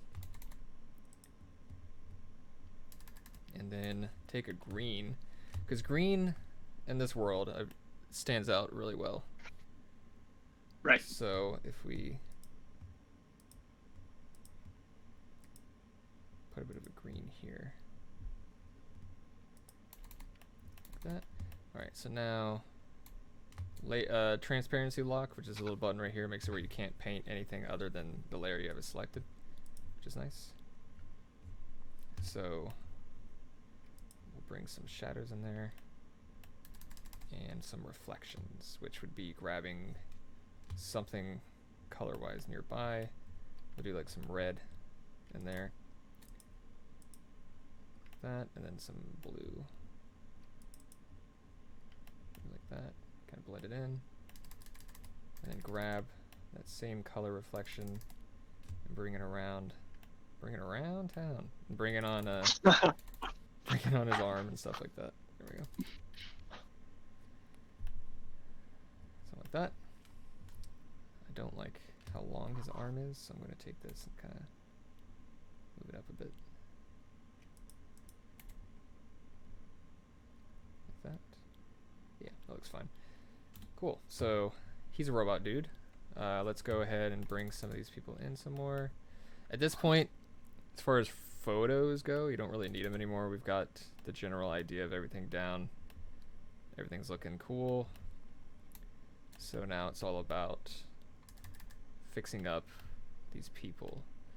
This guy is fine to be generic because he's towards the corner. And I've said it in a lot of my tutorials that the corners of the image, I usually have nothing. I usually just like darken it a little bit and just don't put anything important, because you don't want people looking at the corners of your image. Right. You know, you don't film a movie and the character's head is at the bottom right of the corner the whole time. Like, it just doesn't look nice. It looks bad. So let's fix this person down here, because I don't like this ghost face. It's fine. Well, this face too. That's fine. And so as you're sort of tidying this up, any people that you do have in sort of your end product, you want to clean up and you want to make sure that they're relevant. Like you always make sure that like, for instance, the robot guy, you know, you really spend some time there making sure, like, now looking at him, you're like, wow, that's a robot. And so I guess like you always want to make sure that, you know, that there's no just filler. Correct. Yeah, there's filler in the parts that you don't want people to really care about, but then in the main compositional subjects, you want some kind of detail there. And because if you like rendered out everybody, you totally could, but it would take a lot longer and it wouldn't really affect how the piece looked. It would be more of a like a promotional thing. It would be more of like you just want to sell the actual painting itself, not design a scene. Yep. So that's usually a no-go for me. Once, and I said it last stream too, once I get to the point where at this part there's no more idea, it's more of just cleaning it up for the fact that it needs to be clean, then I usually leave. That's when I'm like, all right guys, deuces. So be done. Yeah, because anything after that point is really just to make the image pretty, not really to do anything else, actually. Right. So let's make this chick a punk. Let's do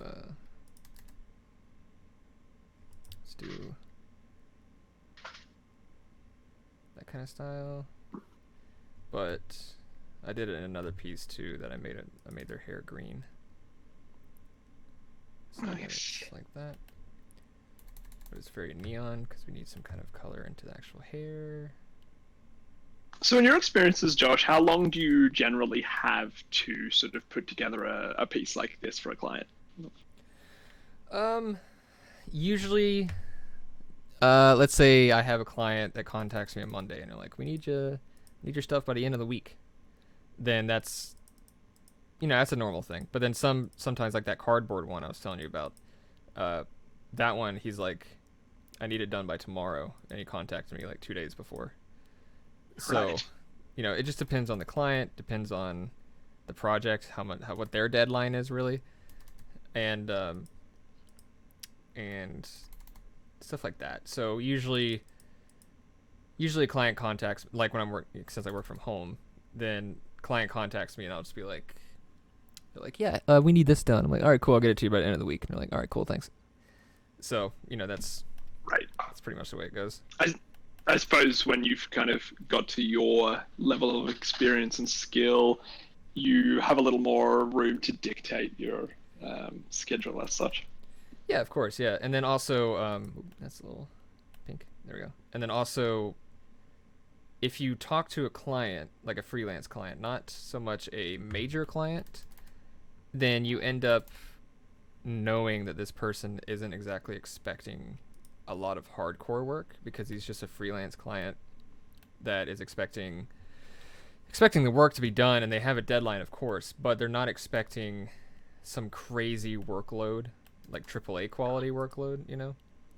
Sure. So you kind of get this kind of expectation where you're like, "Yeah, I'll have it to you by the end of the week," and you know that they're going to be okay with it. Like you just know this person probably wasn't expecting this to be done today. So Yep. that kind of thing, yeah.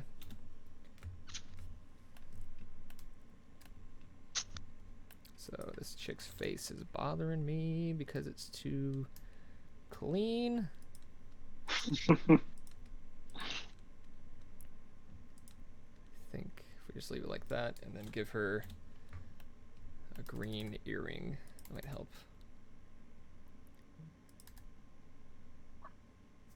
Something like that ish. And obviously I know this doesn't look like the normal shape of a freaking human's face, but again, this is very implied detailing. This isn't really something where I need to make sure this person's head matches anatomy by what was it, 7.5 tall or whatever. So it's totally fine. It's all part of it. It's all good. So this person doesn't have a head. Let's fix that. There we go. If anyone is watching and they do have any questions, please feel free to ask in the chat there. Josh is obviously very happy to answer anything he can, and in an entertaining way, at least. Yeah, I'm like a monkey with symbols. Those are some pretty impressive results from a monkey with symbols. Well, listen, man, you put a group of monkeys in a room with a typewriter, and eventually they'll write Shakespeare. I'll take your word for it. You ever heard of that theory? I have. I'm mainly put into practice by the Simpsons episode. But... Oh, right. Yeah, same thing. Yeah. All right, so this person is very vague because he's off to the left. It's kind of content aware. This bit here. Nope. Actually, I think that's fine. We can paint through it. And as you can see, the further towards corners I get, the less I care. And that's pretty much, the way it should be, to me at least, that nobody really gives a crap what your corners look like. So this guy being all the way in the corner is going to be very, very gestured. Right.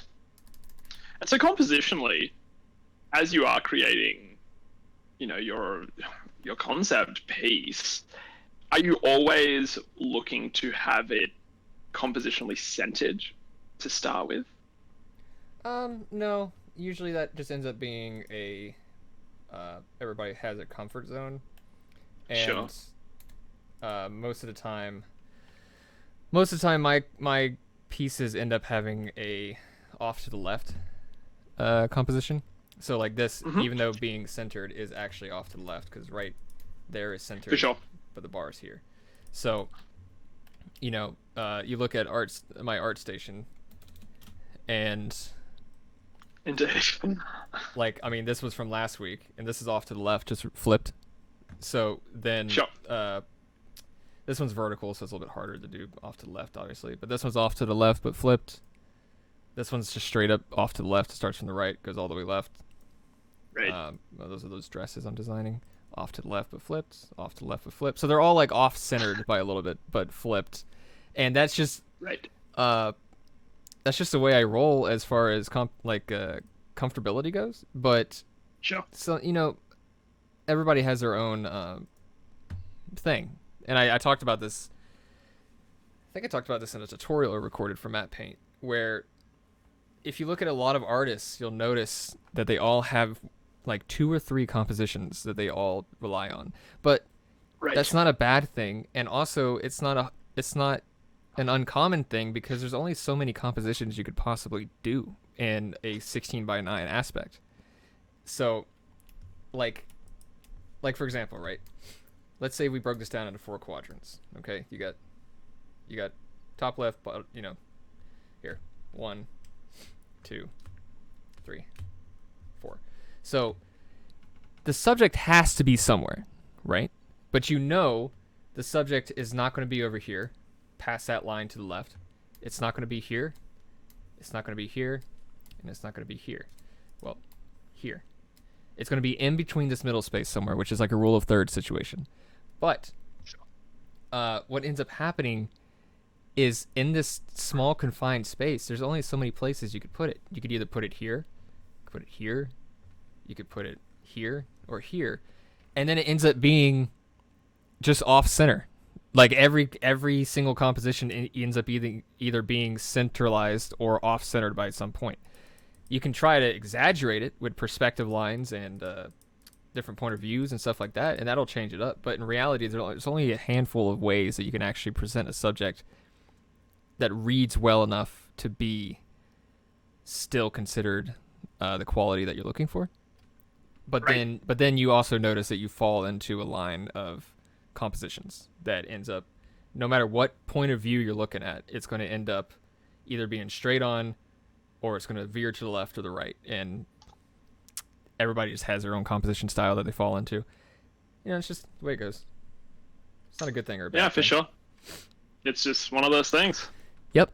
I have been asked not to use 3D because I've tried Alexandra. I've tried using 3D, and I use ZBrush. I've tried it before and I've implemented it before, so you know it's not like anything new. But most of the time, what I have seen is somebody will have a 3D screenshot that they've been working on. So, like, let me see if I can find something here. They'll send me something like, let's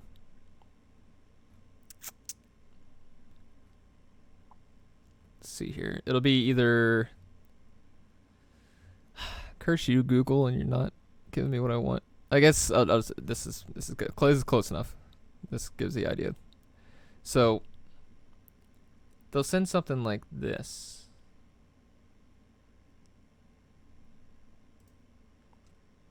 There we go. So they'll send something like this. Oh, I didn't want the article. And obviously that is way more detailed than what they would usually send. They usually send like just gray boxes. Okay. So, or gray models that they have placed up in the environment. And what they need is they'll send you that shot or a shot like this, and they need you to paint over it and add photo textures and, you know, just create concept art out of it, but from their shot that they gave you. So that way it shows the environment more. And a great example of that I noticed was from the new Doom. The new Doom did that. Doom Eternal. If you look at their concept art, you can actually tell because of the way they did it, that, well, it spelled that wrong, that it ends up pretty obvious that somebody sent this concept artist what they already made the level design look like, but then the concept art is painted over it. So I think this is the one I was talking about.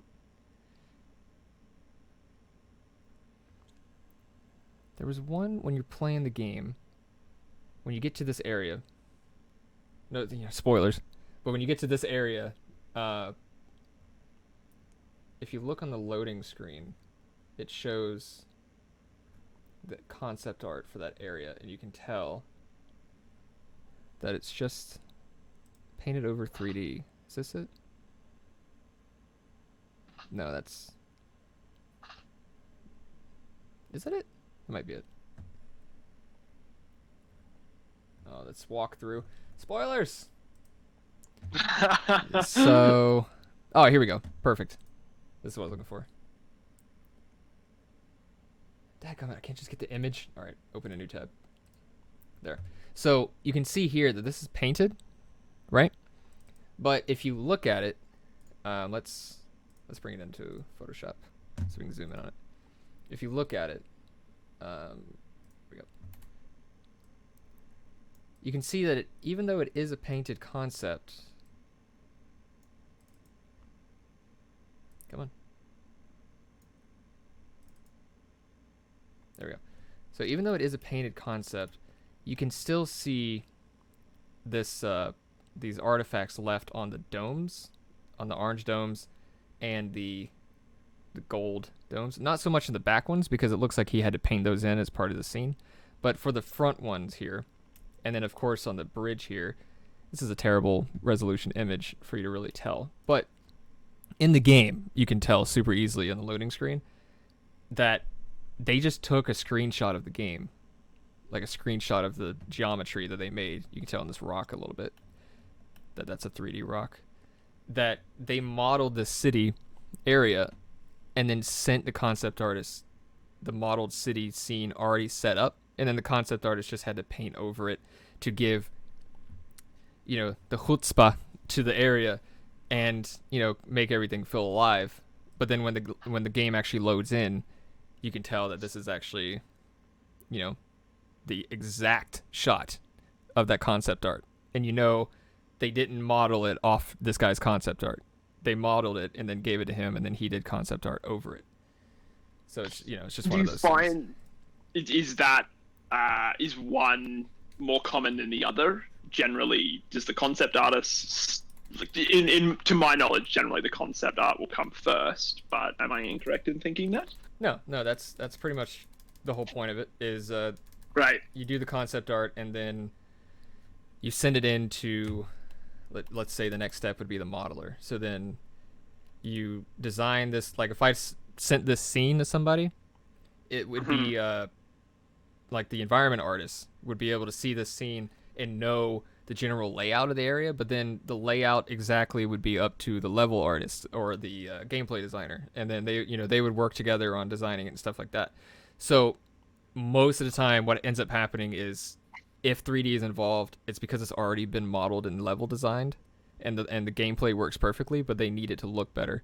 So they work a little bit backwards where they've already modeled it and stuff, but then they send it to you so that way you can purify it and make it make it more readable.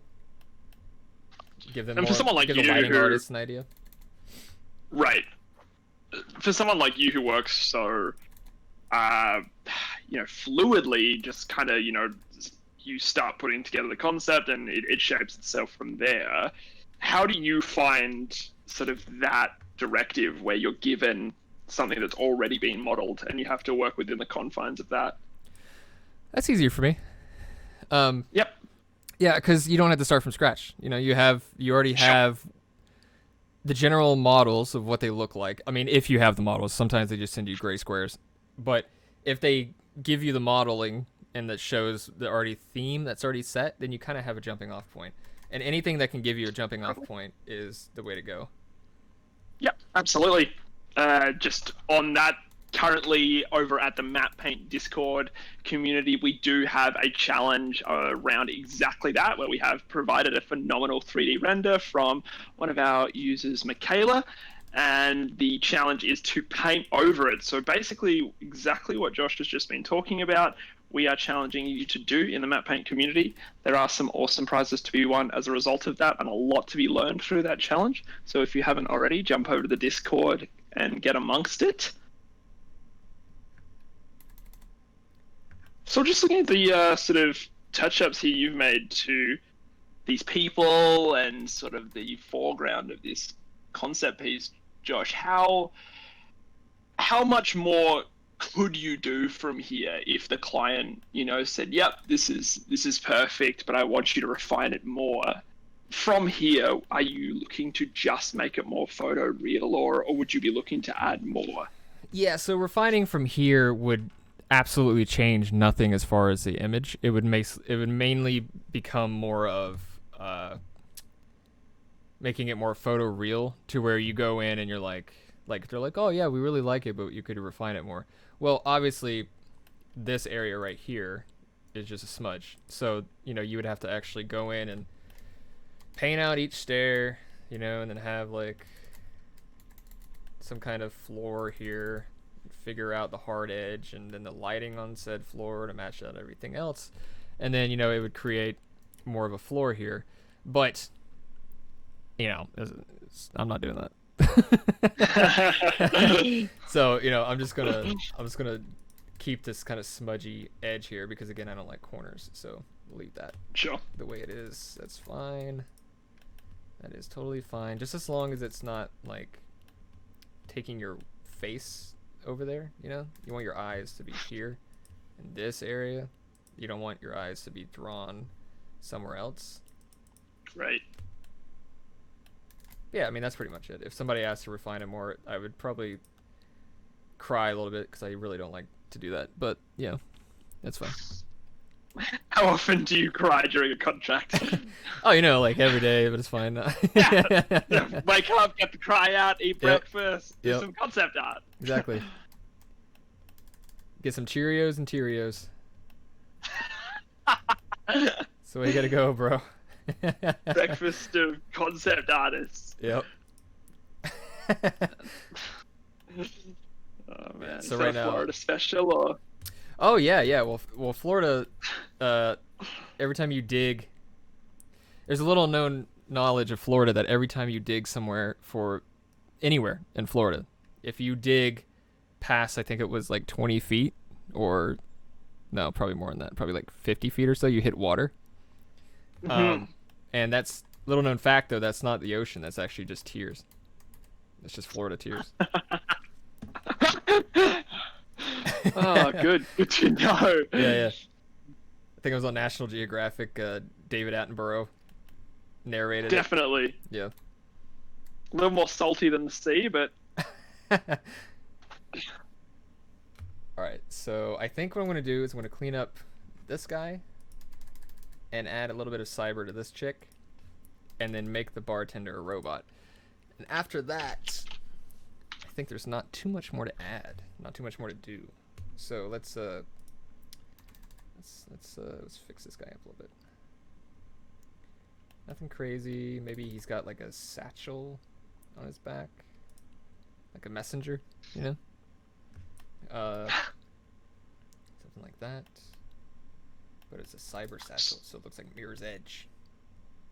Oh, that's a fun one. So that's a great game. Yeah, that was a great game. The art direction in that was really fun too. Yeah, and see, that game actually is a good example of what I was talking about, where red can draw people's eyes, because that was the whole point of the game.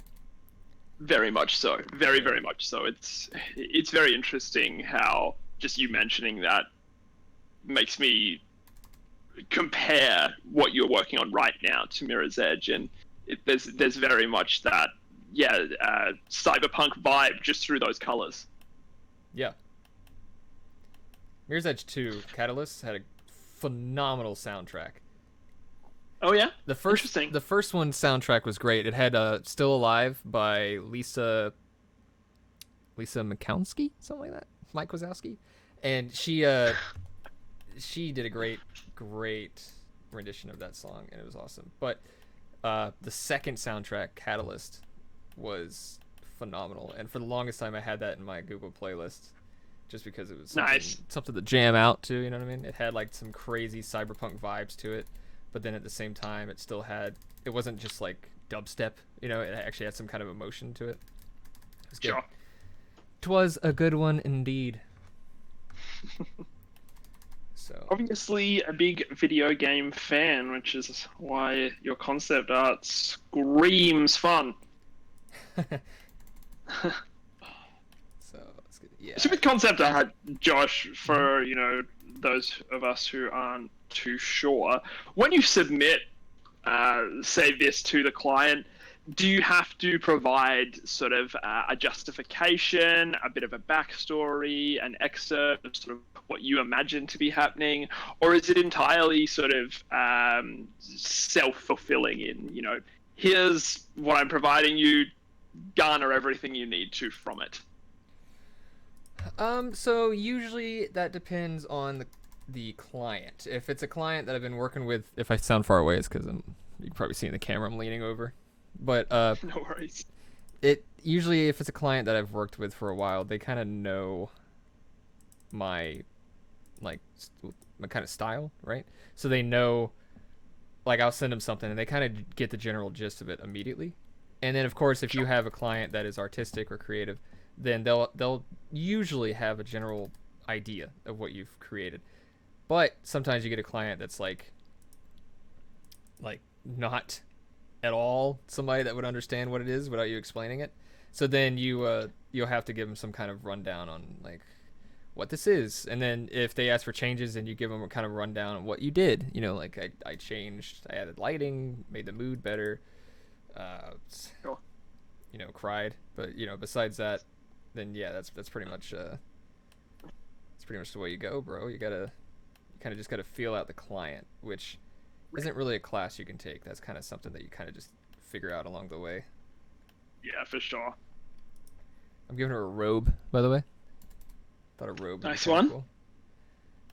And then let's give her a little bit of a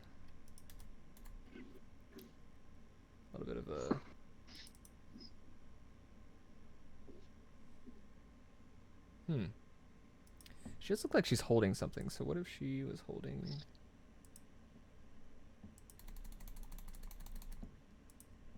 Just an idea here. Oh, actually, no, that looks better. Got it. All right, so I gave her a robe, but I didn't really know what the design of the robe would be. But I think it would be cool if it had this kind of glowy teal to it. Like that. And then kind of like an LED robe kind of feel. Which then would light up the bottom of her hands. Like that. And then since it is glowing, we'll give a little bit of a color dodge to the whole piece.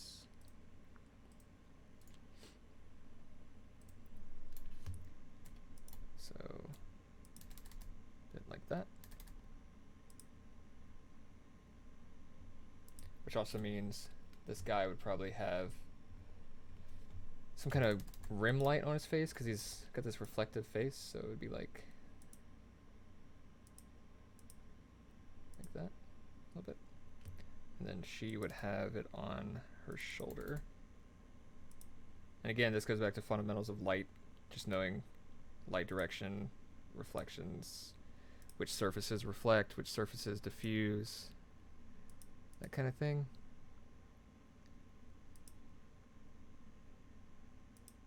Sorry, we just had that storm come in aggressively. I just lost you for a moment. You're fine. I was just talking about. You might be able to hear that. I think I heard something, but I was just telling them about lighting and lighting this chick's robe up. Oh yeah. Yeah, that looks great. A little more futuristic. Yeah, like that. There we go. Yeah, and then it's still centralized. You know, it's more detailed in the center, which is where you want it to be. Hmm. So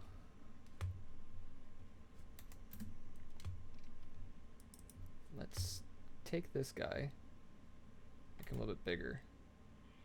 Oops. Just him, not everything else. Let's make him bigger because right now he looks really small compared to the bar stools.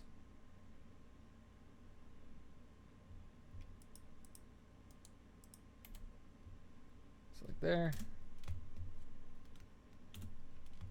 He's facing away from us technically, but we can actually just fake it and make him look like he's facing towards us here fairly easily. And then since we're making him a robot, let's grab some of that metallic color.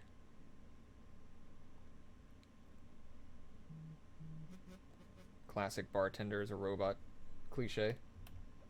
Classic. So,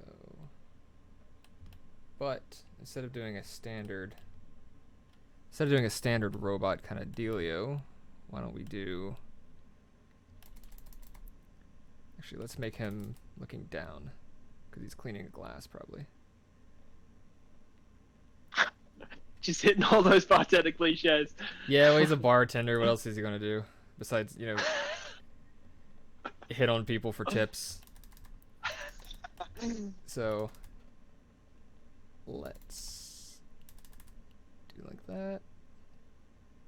Bring his head around. This is more of the ear space. He looks a bit like the Roger Roger on prequels. Star Wars prequels. In case it wasn't clear. I mean, the clarification is valid, but I feel like everyone's on the same page. Yeah. Alright, so then let's bring out this robot style to him. We don't want to detail this too much because then it's going to look like we spent a lot of time on him. So let's just kind of imply what he's doing. So actually, you know what? This looks better. It looks like he's bored. Looks like he's just kind of chilling. So if we highlight around him, can you hear that squeak in the background? I don't know if you can hear that. It's really faint. That. Nope, you're good. Okay, cool. That is because I need to change the tip on my Wacom nib. So it's like for squeaking sure. against the tablet. Right. Alright, so this is arm. There's his arm. And you can tell I'm not zooming in because I don't want to. I want to see what it looks like zoomed out so that way I know that the piece is reading the way I want it to. If I zoom in and completely refine him and then zoom back out, it's gonna feel different. Sure. So he's just chilling. Let's give him some green. Like some vibrant green. Like that. So he's like, there's his mouth, or his eyes. Yeah, there's his eye. And then a little bit of an ear imply. Put some light in there. And then you want some kind of clothing because he's not just a robot. So let's go with this red. We'll give him like some kind of collar. There we go. Like that. Then it's top lit, so you want that collar to be lit from above. You want it to be lit, fam. So it'd be like that. And then that would go down. Yeah, so he's got like a vest on. So see that? And then the top of his helmet, or his head, since he's a robot, would be lit. So it would be like that kind of thing. So just as you're doing this, Josh, like, you know, the the things that you're mentioning, lighting, ensuring that the collar and the top of the head is, lit from the top, because that's obviously what's happening. How important are those sort of small but very relevant details to something like, a concept art piece? They're not important when you're, as far as like the exact reflections on stuff, not important too much when you're sketching stuff out. But whenever Right. you are at the point where now you're no longer changing the idea, you're just cleaning it up a bit, then you do want to keep those in mind a little bit. Right. And is that sort of,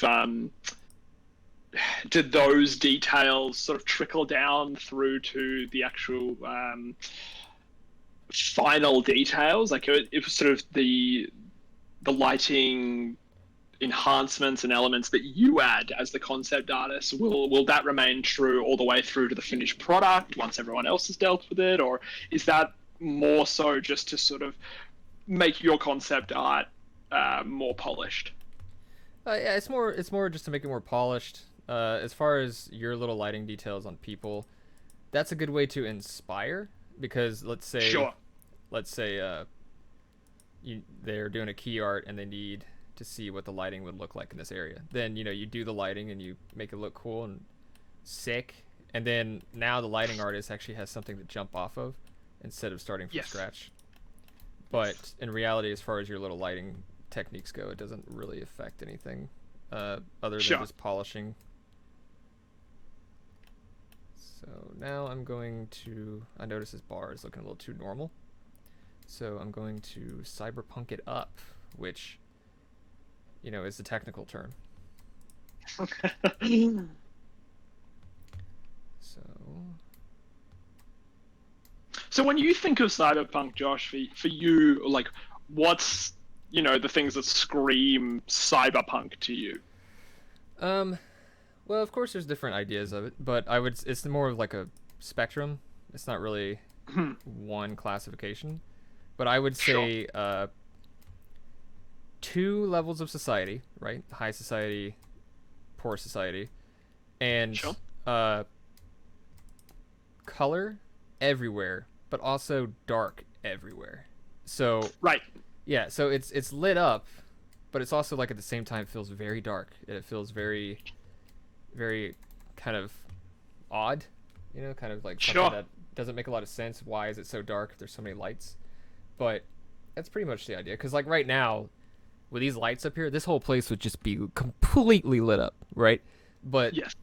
down here, these people are dark. They're very dark. So it's more of just lights are like set down to like 5%. So they're there to look really cool, but they don't actually perform well as lights. That kind of thing. Sure. Sure. Totally. So that's what I would say scream concept art. Concept art. Yeah. Nice. That's interesting. So we're almost done here. Just need to, like I said, cyberpunk this bar up a little bit. Which means I'm actually gonna do this. Do something like this. Because the last two pieces I did had similar streetlights design. And if I bring that same kind of idea onto the interior design, even though it's an interior, it's not outside, it's still going to kind of bring this world together into like one actual world kind of thing. Sure. So if I bring in some lights into this interior that kind of resemble the street lights outside, then it might end up looking more like an actual cohesive piece to Right. the rest of the environment stuff. So let's fix that up. When you are working, say, earlier in the stream, you mentioned if you're coming up with a piece like this for a client, generally you'll do 3 or 4 sort of different compositions to sort of provide to them. Do you try and attempt to work within sort of the same parameters and the same kind of world ideals in each sketch as such? Like you try and keep certain elements the same to sort of look like they all exist as part of one world? Yeah, for sure. Or Like do if you kind you of if right. you I mean, it depends. If you have a description, right? Like let's say somebody came up to you and they gave you a description of a fantasy village, then you kind of have this idea of a fantasy village. But if they say it's a desert fantasy village, then even though all 4 sketches are going to be different, they all have to be desert. So it really just Sure. depends on the the actual description that has been given to you to For sure. determine whether or not that's if the sketches are going to be super different or not. I think these corners of the bar could go with some really cool uh, cyberpunk lights here. And so when you look to cyberpunk something up, like you're doing to this bar right now, is that essentially sort of adding lighting and metallic and sort of like it's those LEDs and the shininess that essentially cyberpunk something in your eyes? Yeah, somehow it's dirty and gross, but yet everything's super bright and shiny, and it doesn't make any sense. But yeah, that's pretty much exactly what it is. Right. Color. It also adds more advantages for you to play with color and stuff like that. So if I play with this green that is not implemented too much, and we'll put it on the other side. Oops. Ooh, I heard that one. Oh, I felt that one. All right. We may potentially lose power here. Lightning actually just struck the car yard here, and a bunch of car alarms are going off. So it does seem to be super close. So if you lose me, don't panic. Apologies. If we lose you, they're just gonna be stuck listening to me again, and people will leave. Pretty sure the influx of viewers will come back. They'll be like, finally, it's just Josh again. Here we go. The relevant part of the party is in focus. All right, so perspective-wise, these two don't actually make sense because the bar is actually a bit of an angle. Right. So what I'm going to do is I'm going to kind of fake it a little bit. So if we edit, transform, perspective on this piece, please. There we go. Edit, transform, perspective. There we go. And then kind of bring this edge up a little bit like that. And then maybe bring that down just a smidge. I'm just checking here. And then do like very micro adjustment here.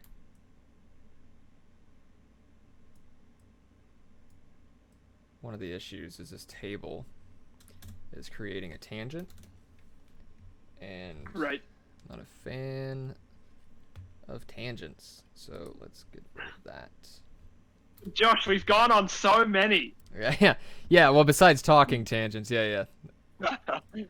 So now we have this kind of green bar design going on, but it's too plain. It's too blech, right? So let's bring it down a little bit darker, just a little bit like that, and then transparency lock. Think about the perspective, right? So it's below the horizon line, so we would see the inside of the bottom. So then go like this, that. And it doesn't have to be perfect because you don't want it to be perfect because you want it to blend in with the rest of the environment, which isn't perfect. If it stands out as an asset that you placed in, then it's no good. There we go. So now what we can do is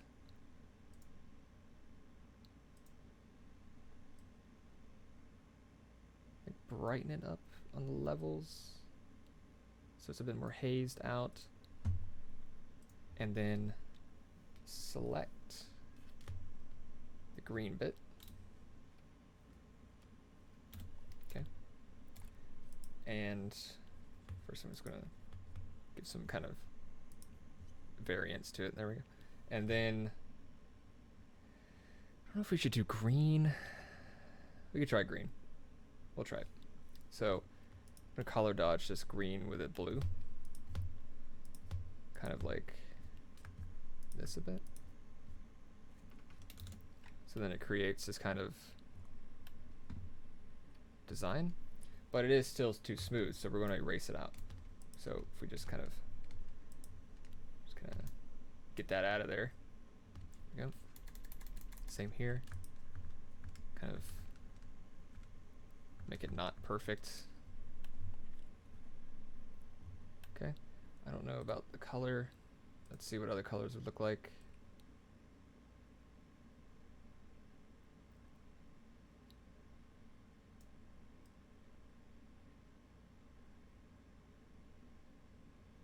Oh, there we go. Yeah, so it was green, but I wanted it to be more saturated. So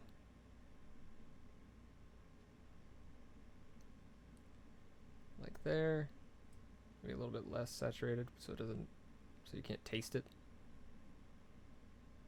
There we go. Cool. So now we can lighten it, pen light. I think pen light would work.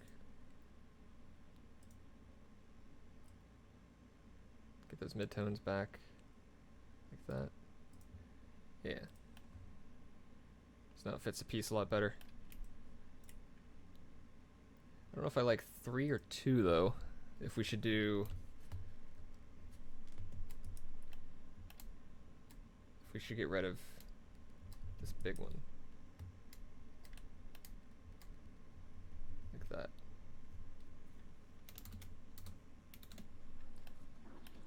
No, 3's fine. Hey, he's back.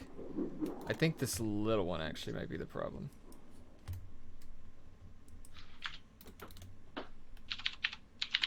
Yeah, it looks better. Yeah. Cool. So now they have that though. We have to make sure it actually affects the environment. So let's color dodge only slightly, not a whole lot. This color, it's kind of greenish. Just kind of color dodge it in there a little bit.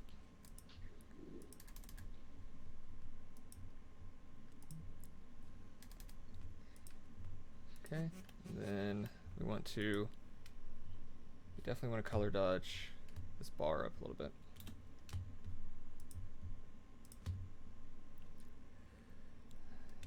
Like that. I know, I'm almost done. But yeah, I think that's fine. This green is very neon and it's nice. I think it might actually be cool if we imply some of it being in the ground. So if we kind of do this kind of thing where we draw some designs in the ground like that,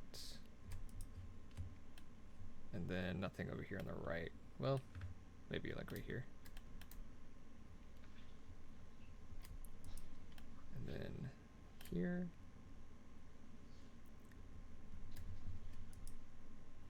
Okay. And let's try taking some of that green, darker version of it though. Paint it over like that. Color dodge, no. Pen light.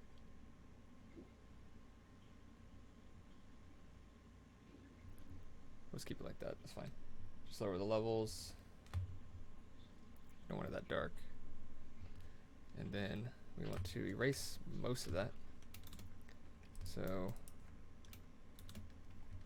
like here, there, some there, some there, like that. Okay, and then we can color dodge it, transparency lock, color dodge, soft brush, it's too much. And this is just a experiment. This isn't like an actual idea that I think is going to look cool. I just thought it might. But no, I think it looks better without it. Yeah, I think it's fine without it. With the green you were adding there, Josh, what was kind of the potential intended result there? The potential would have been light on the ground that people were walking over, but I just wasn't a fan of the way it was covering up the tables. It kind of ruins that idea. But one thing we can do to keep this neon green, instead of it just being in one asset, we can actually add it to our panels here, but in a cool way. So if we do that, follow the ceiling, which ends here, like that, and one more here, like so. We could try a different layer. We could try creating a panel here by stop. I'm gonna punch you. Stop it. There we go. And then freaking opacity slider wouldn't obey me. So if we cut this up a bit, but at an angle, it'll look cooler. So like that.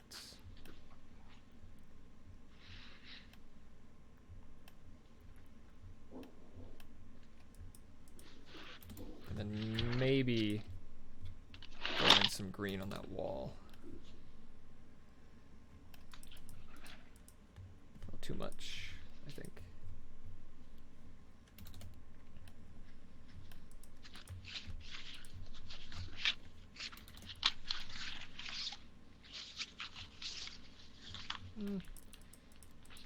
Nah. I think it might look cool if we put some panels on this wall, though, maybe. Like that. Nah, I think we're okay. I think it's okay with a bar like that. I think what might look cool, though, is if we take this and extend it, but cut out the chairs. Cut out that chair. Cut out that. Cut out the people, which are very not correct in perspective, but it works. So it's fine. Cut all that part out. Cut that part out. Okay, let's see. Let's see what that looks like. Yeah. And so, Josh, just as you're doing this, so yeah, good. With sort of looking at it as you zoom out, you capture all those details, and you've mentioned that that's how you like to work with that zoomed out view. And then you've also mentioned that you don't want to be spending, showing to the client that you spent all of this time sort of detailing one individual person or part of the finished piece. Yep. Where's the balance between sort of, keeping it kind of simple enough that, the zoomed out view gives you all of the details you need and not spending too much time, but also sort of having them able to zoom in and see what they need? Like, do you often find that the client is looking to, blow that image up to look at those finer details, or? Most of the time, no. Most of the time, they're just kind of like, we need an idea laid out. So if you could do this for us, and then I show up and attempt something at art, and then they're like, yeah, okay, cool, this is great. But this guy, I'm not liking his bottom half. But if we actually,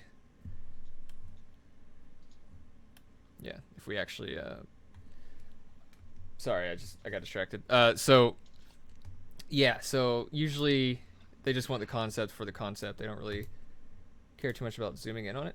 So my cutoff when it comes to is it clean enough to be sent is when you zoom out, does it look good? And if it does, then you can send it. You know, it's like Right. if it doesn't look too good or there's a piece that looks weird, then fix that first and then send it. Sure. But yeah, that's why you see me zoom in and out every now and then. And then of course the navigator up here at the top right is a good way to do it as well. Yep. So let's contour this guy's feet because I'm not liking this ghost legs. Sure. It's interesting to me how you've got such a clean Photoshop sort of dashboard to work within. You don't have too many sort of different windows up. Do you generally like to keep the space of the Photoshop dashboard open to zoom in and out as opposed to having all of your different windows open? Yeah, I hate clutter just in general. Sure. So whenever you do like workspaces on Photoshop, I used to watch speed paintings of people with like some serious, like most of the screen on the right side is nothing but tools, and then the paintings on the left side, and then at the bottom there's brushes or whatever. I can't stand that. Like just give me like an empty canvas with like barely anything on it, and then that's way better for me to look at, because you also got to remember in your head that you're staring at this for a very long time. So it's going to be totally, you're going to hurt your eyes if there's so much crap everywhere. So I just have the stuff that you need and get rid of everything else. I even went into the tools on Photoshop's bar and got rid of the tools I never use. Like the pen tool is here, but I only use that whenever I make custom shapes. But as far as like all the other tools that are in this, you can actually go into preferences or a toolbar and cut them all out. And I got rid of stuff I never use, like the hand tool. Never use it because I just hold space. Like it's like, why would I ever keep that in there? So yeah, I like to keep everything kind of clean, kind of minimal as much as I can. So right now I'm aesthetically pleasing. Yes, exactly. Please. So right now I'm doing auto color, auto tone, auto contrast. These three options here, and not because they make your picture better, but because they kind of give you like, oh, you know what? It actually kind of looks cooler that way, and then you can play with it. All it is Photoshop guessing what you want the picture to look like, as far as the contrast and then as far as the color harmonies go and stuff. But I don't know if I want it to be more blue, like that, or if I want it to be more green. I think blue. Blue helps highlight everything else.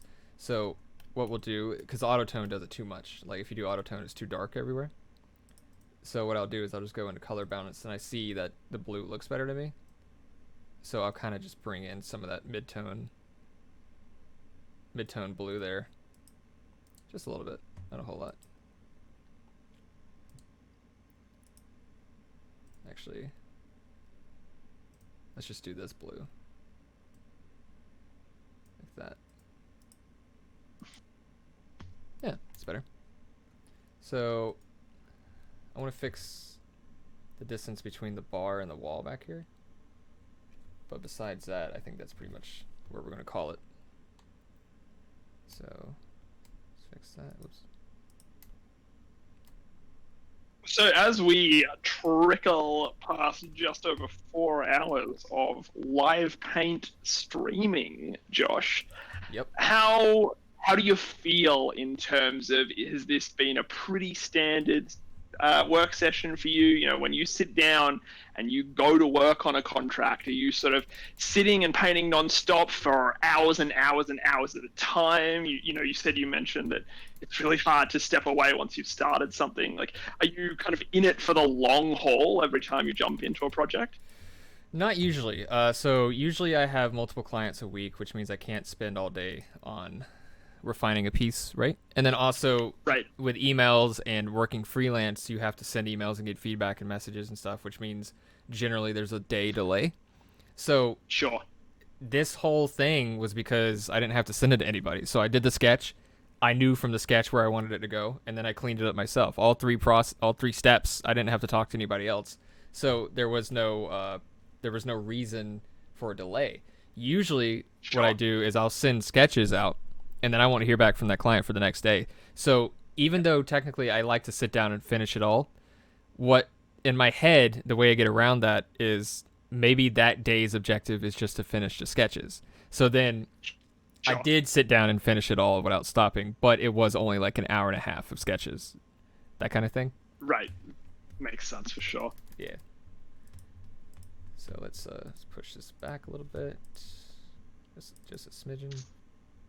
And just touching on what you just mentioned about sort of, multiple clients in a day, is it pretty fast and furious? Are you constantly under the pump? Is it sort of, there's no time to procrastinate. It's, get the project and get it done. It sounds like it's pretty intensive.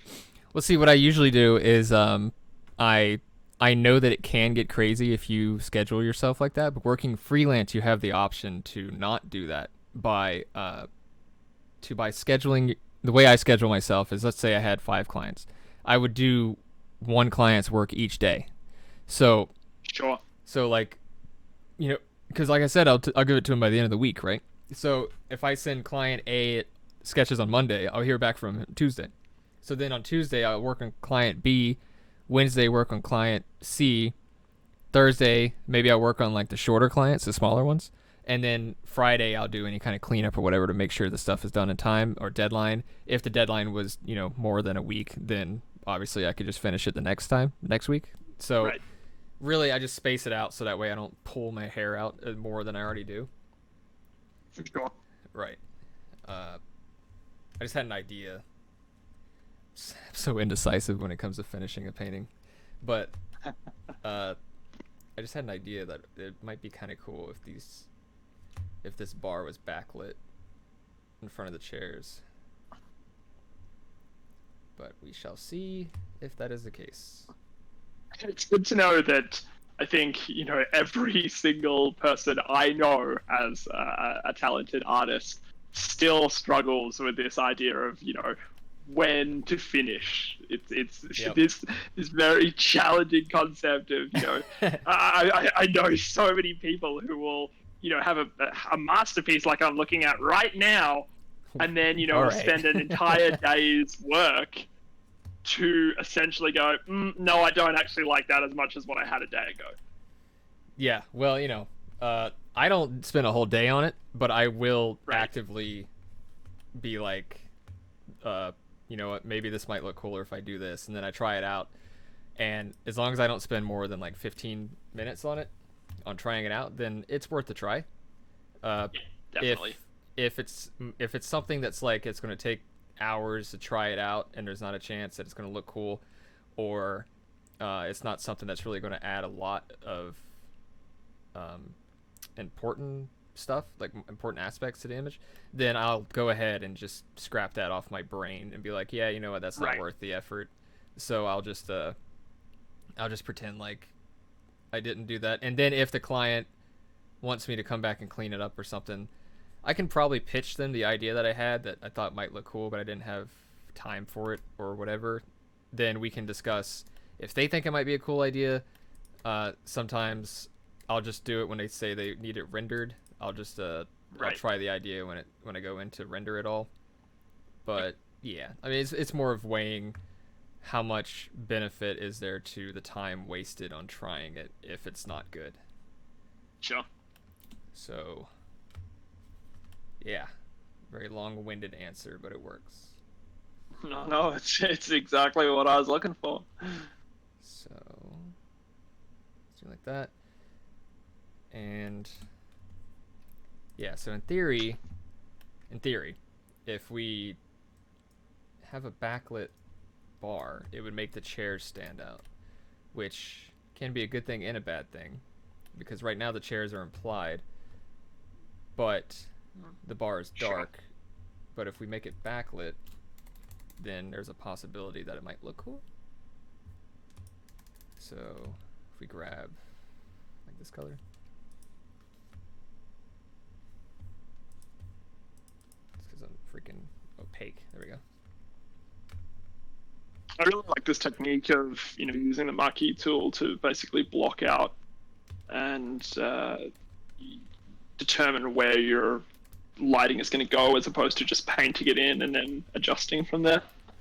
Yeah, it's just quicker. When it comes to geometrical shapes like this, it's a lot quicker to do lighting and stuff with kind of a marquee tool to figure it out, and then kind of just work it out from there.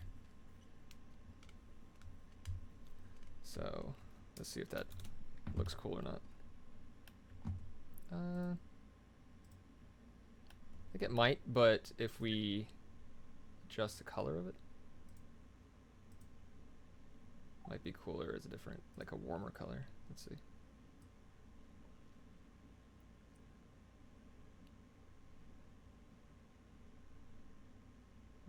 Actually, what about white? Just do white. No, it's too much because the ceilings are white. So, again, this is just an idea. It's not really something to waste a lot of time on. Right. Looking at it, though. I think it's... Alright, so I think it's not a bad idea, but not a light. I think what might be better, actually, is if we get rid of this painted light, and if we just add a bit of lightness behind the chairs. So like let's grab this faded kind of, yeah, there we go. Yeah, that's looking cool, because then that adds more where we can see the bar stools, but it keeps it not so in your face about it kind of thing. So we'll kind of just fade that out a little bit. There we go. Maybe here too. So a bit of a random question, but probably pretty relevant to our viewers. Have you, I'm sure you have, and talk us through having a client outright disagree with you and in your eyes is outright wrong, and how you kind of deal with that. So like if you have a client that you just completely think is in the wrong. Yeah, for instance, say they've said, hey, I need, a cyberpunk bar club, it's got this type of lighting, blah, blah, blah, blah, blah. They describe this exact scene to you. You provide them this. And they say, no, not at all what we're looking for. Cyberpunk doesn't have LEDs in it. We don't want LEDs in it. How do you deal with that?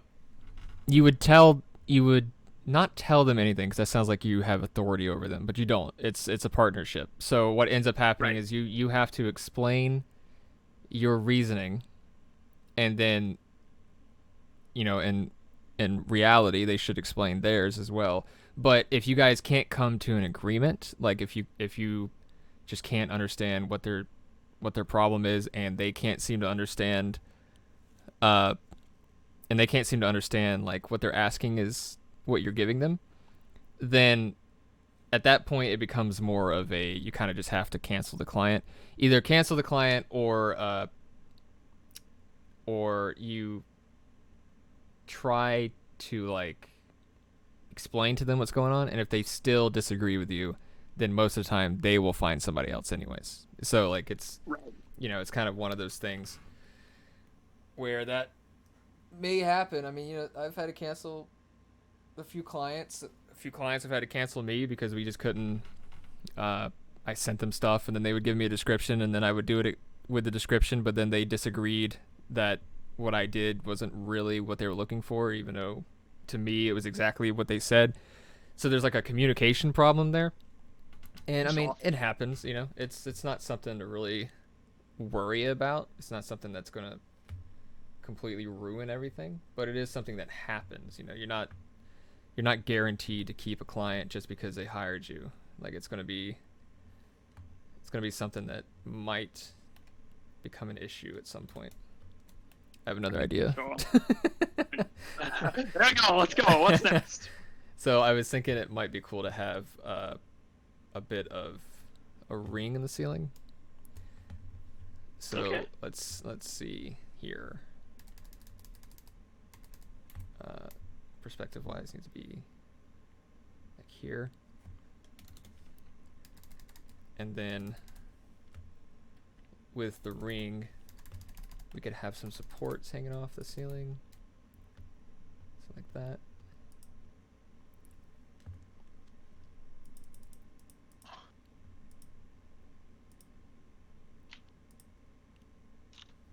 Okay.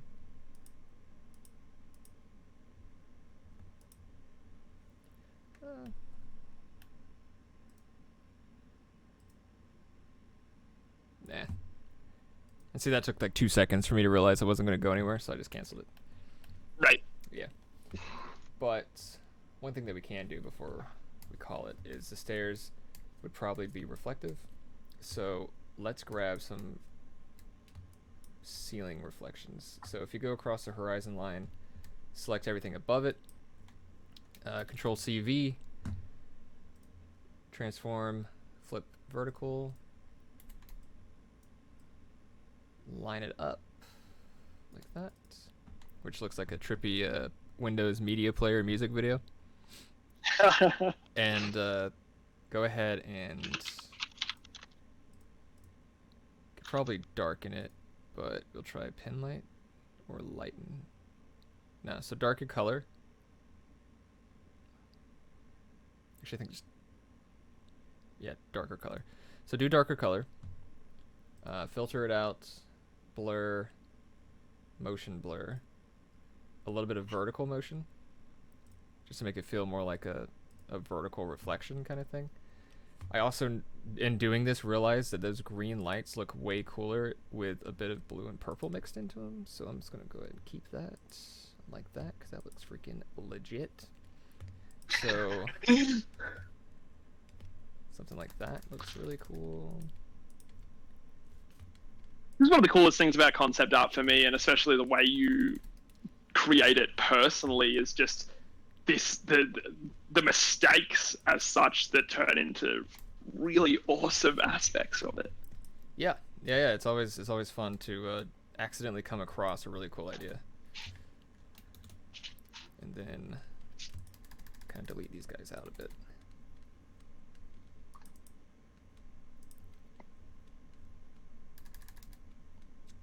Like that. Okay, and then the same thing with this chick over here. Alright, so before and after, you can tell the impact that it has. Really makes it look a lot cooler. You do want to not have a direct reflection. You want to break it up a little bit. So we'll break up some of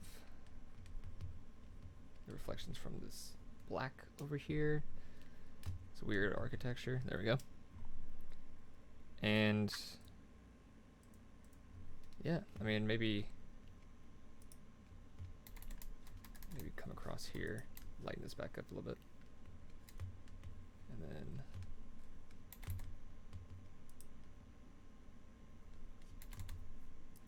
because it's on darker color, which is nice, because if you do darker color, it takes some of the saturation and the color and brings it over highlights from whatever the layer is.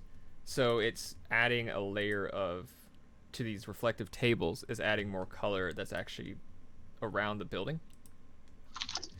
which is nice. Helps it blend in some more. Yeah, I think that's good. That's pretty good. Cool. So then content aware, this little black line out of here. Actually, I think the black line's fine. We just need to adjust how wide it is. So we'll do some generic detailing here. Just enough to make it look like it's not just made out of wood. It's made out of like some kind of paneling. Okay. And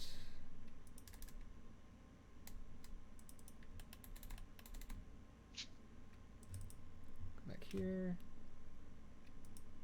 Lighten that up a bit. So it's there, but it's not too there. And then take some white, lighten Chrome Dome's head up a bit.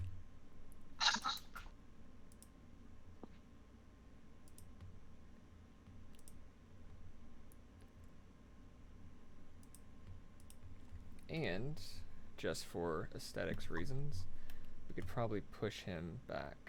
So if we do like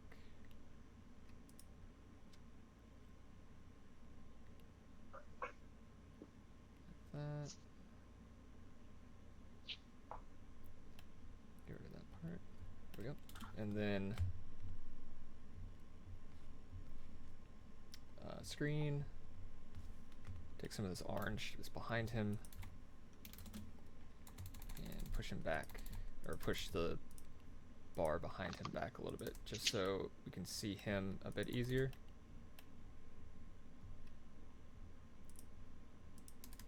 So like that. And then also him himself, his shadows are too dark, so let's take that level up a little bit. There. And so things like that, like knowing his shadows are too dark and that kind of thing, that all just will come with time and experience. Yeah, I mean, also the fact that you can look around an object, and around him, all the shadows of like the bar and the chairs are kind of faded, but then Right. his shadows were as dark as the people up front, and you don't want that. Right. So I do want to brighten up the darkness of the bottom here, thanks this group right here is really dark. So if I want them to be dark because you want them to be in the front, but I don't want them to be so dark. So let's bring some colored haze in here and kind of lighten everybody up a bit. So that way they're still dark, but it looks like there's light coming from behind the camera as well. That's kind of fading some of the shadows out. And this guy's head needs to be fixed. And then we're done. I think we should be done after that. So, you know, I've said that like 4 times, but you know.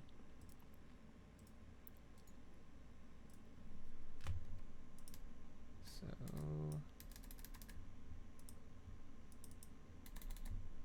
like that. Whoops.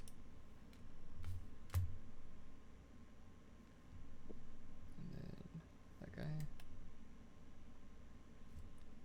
And up here.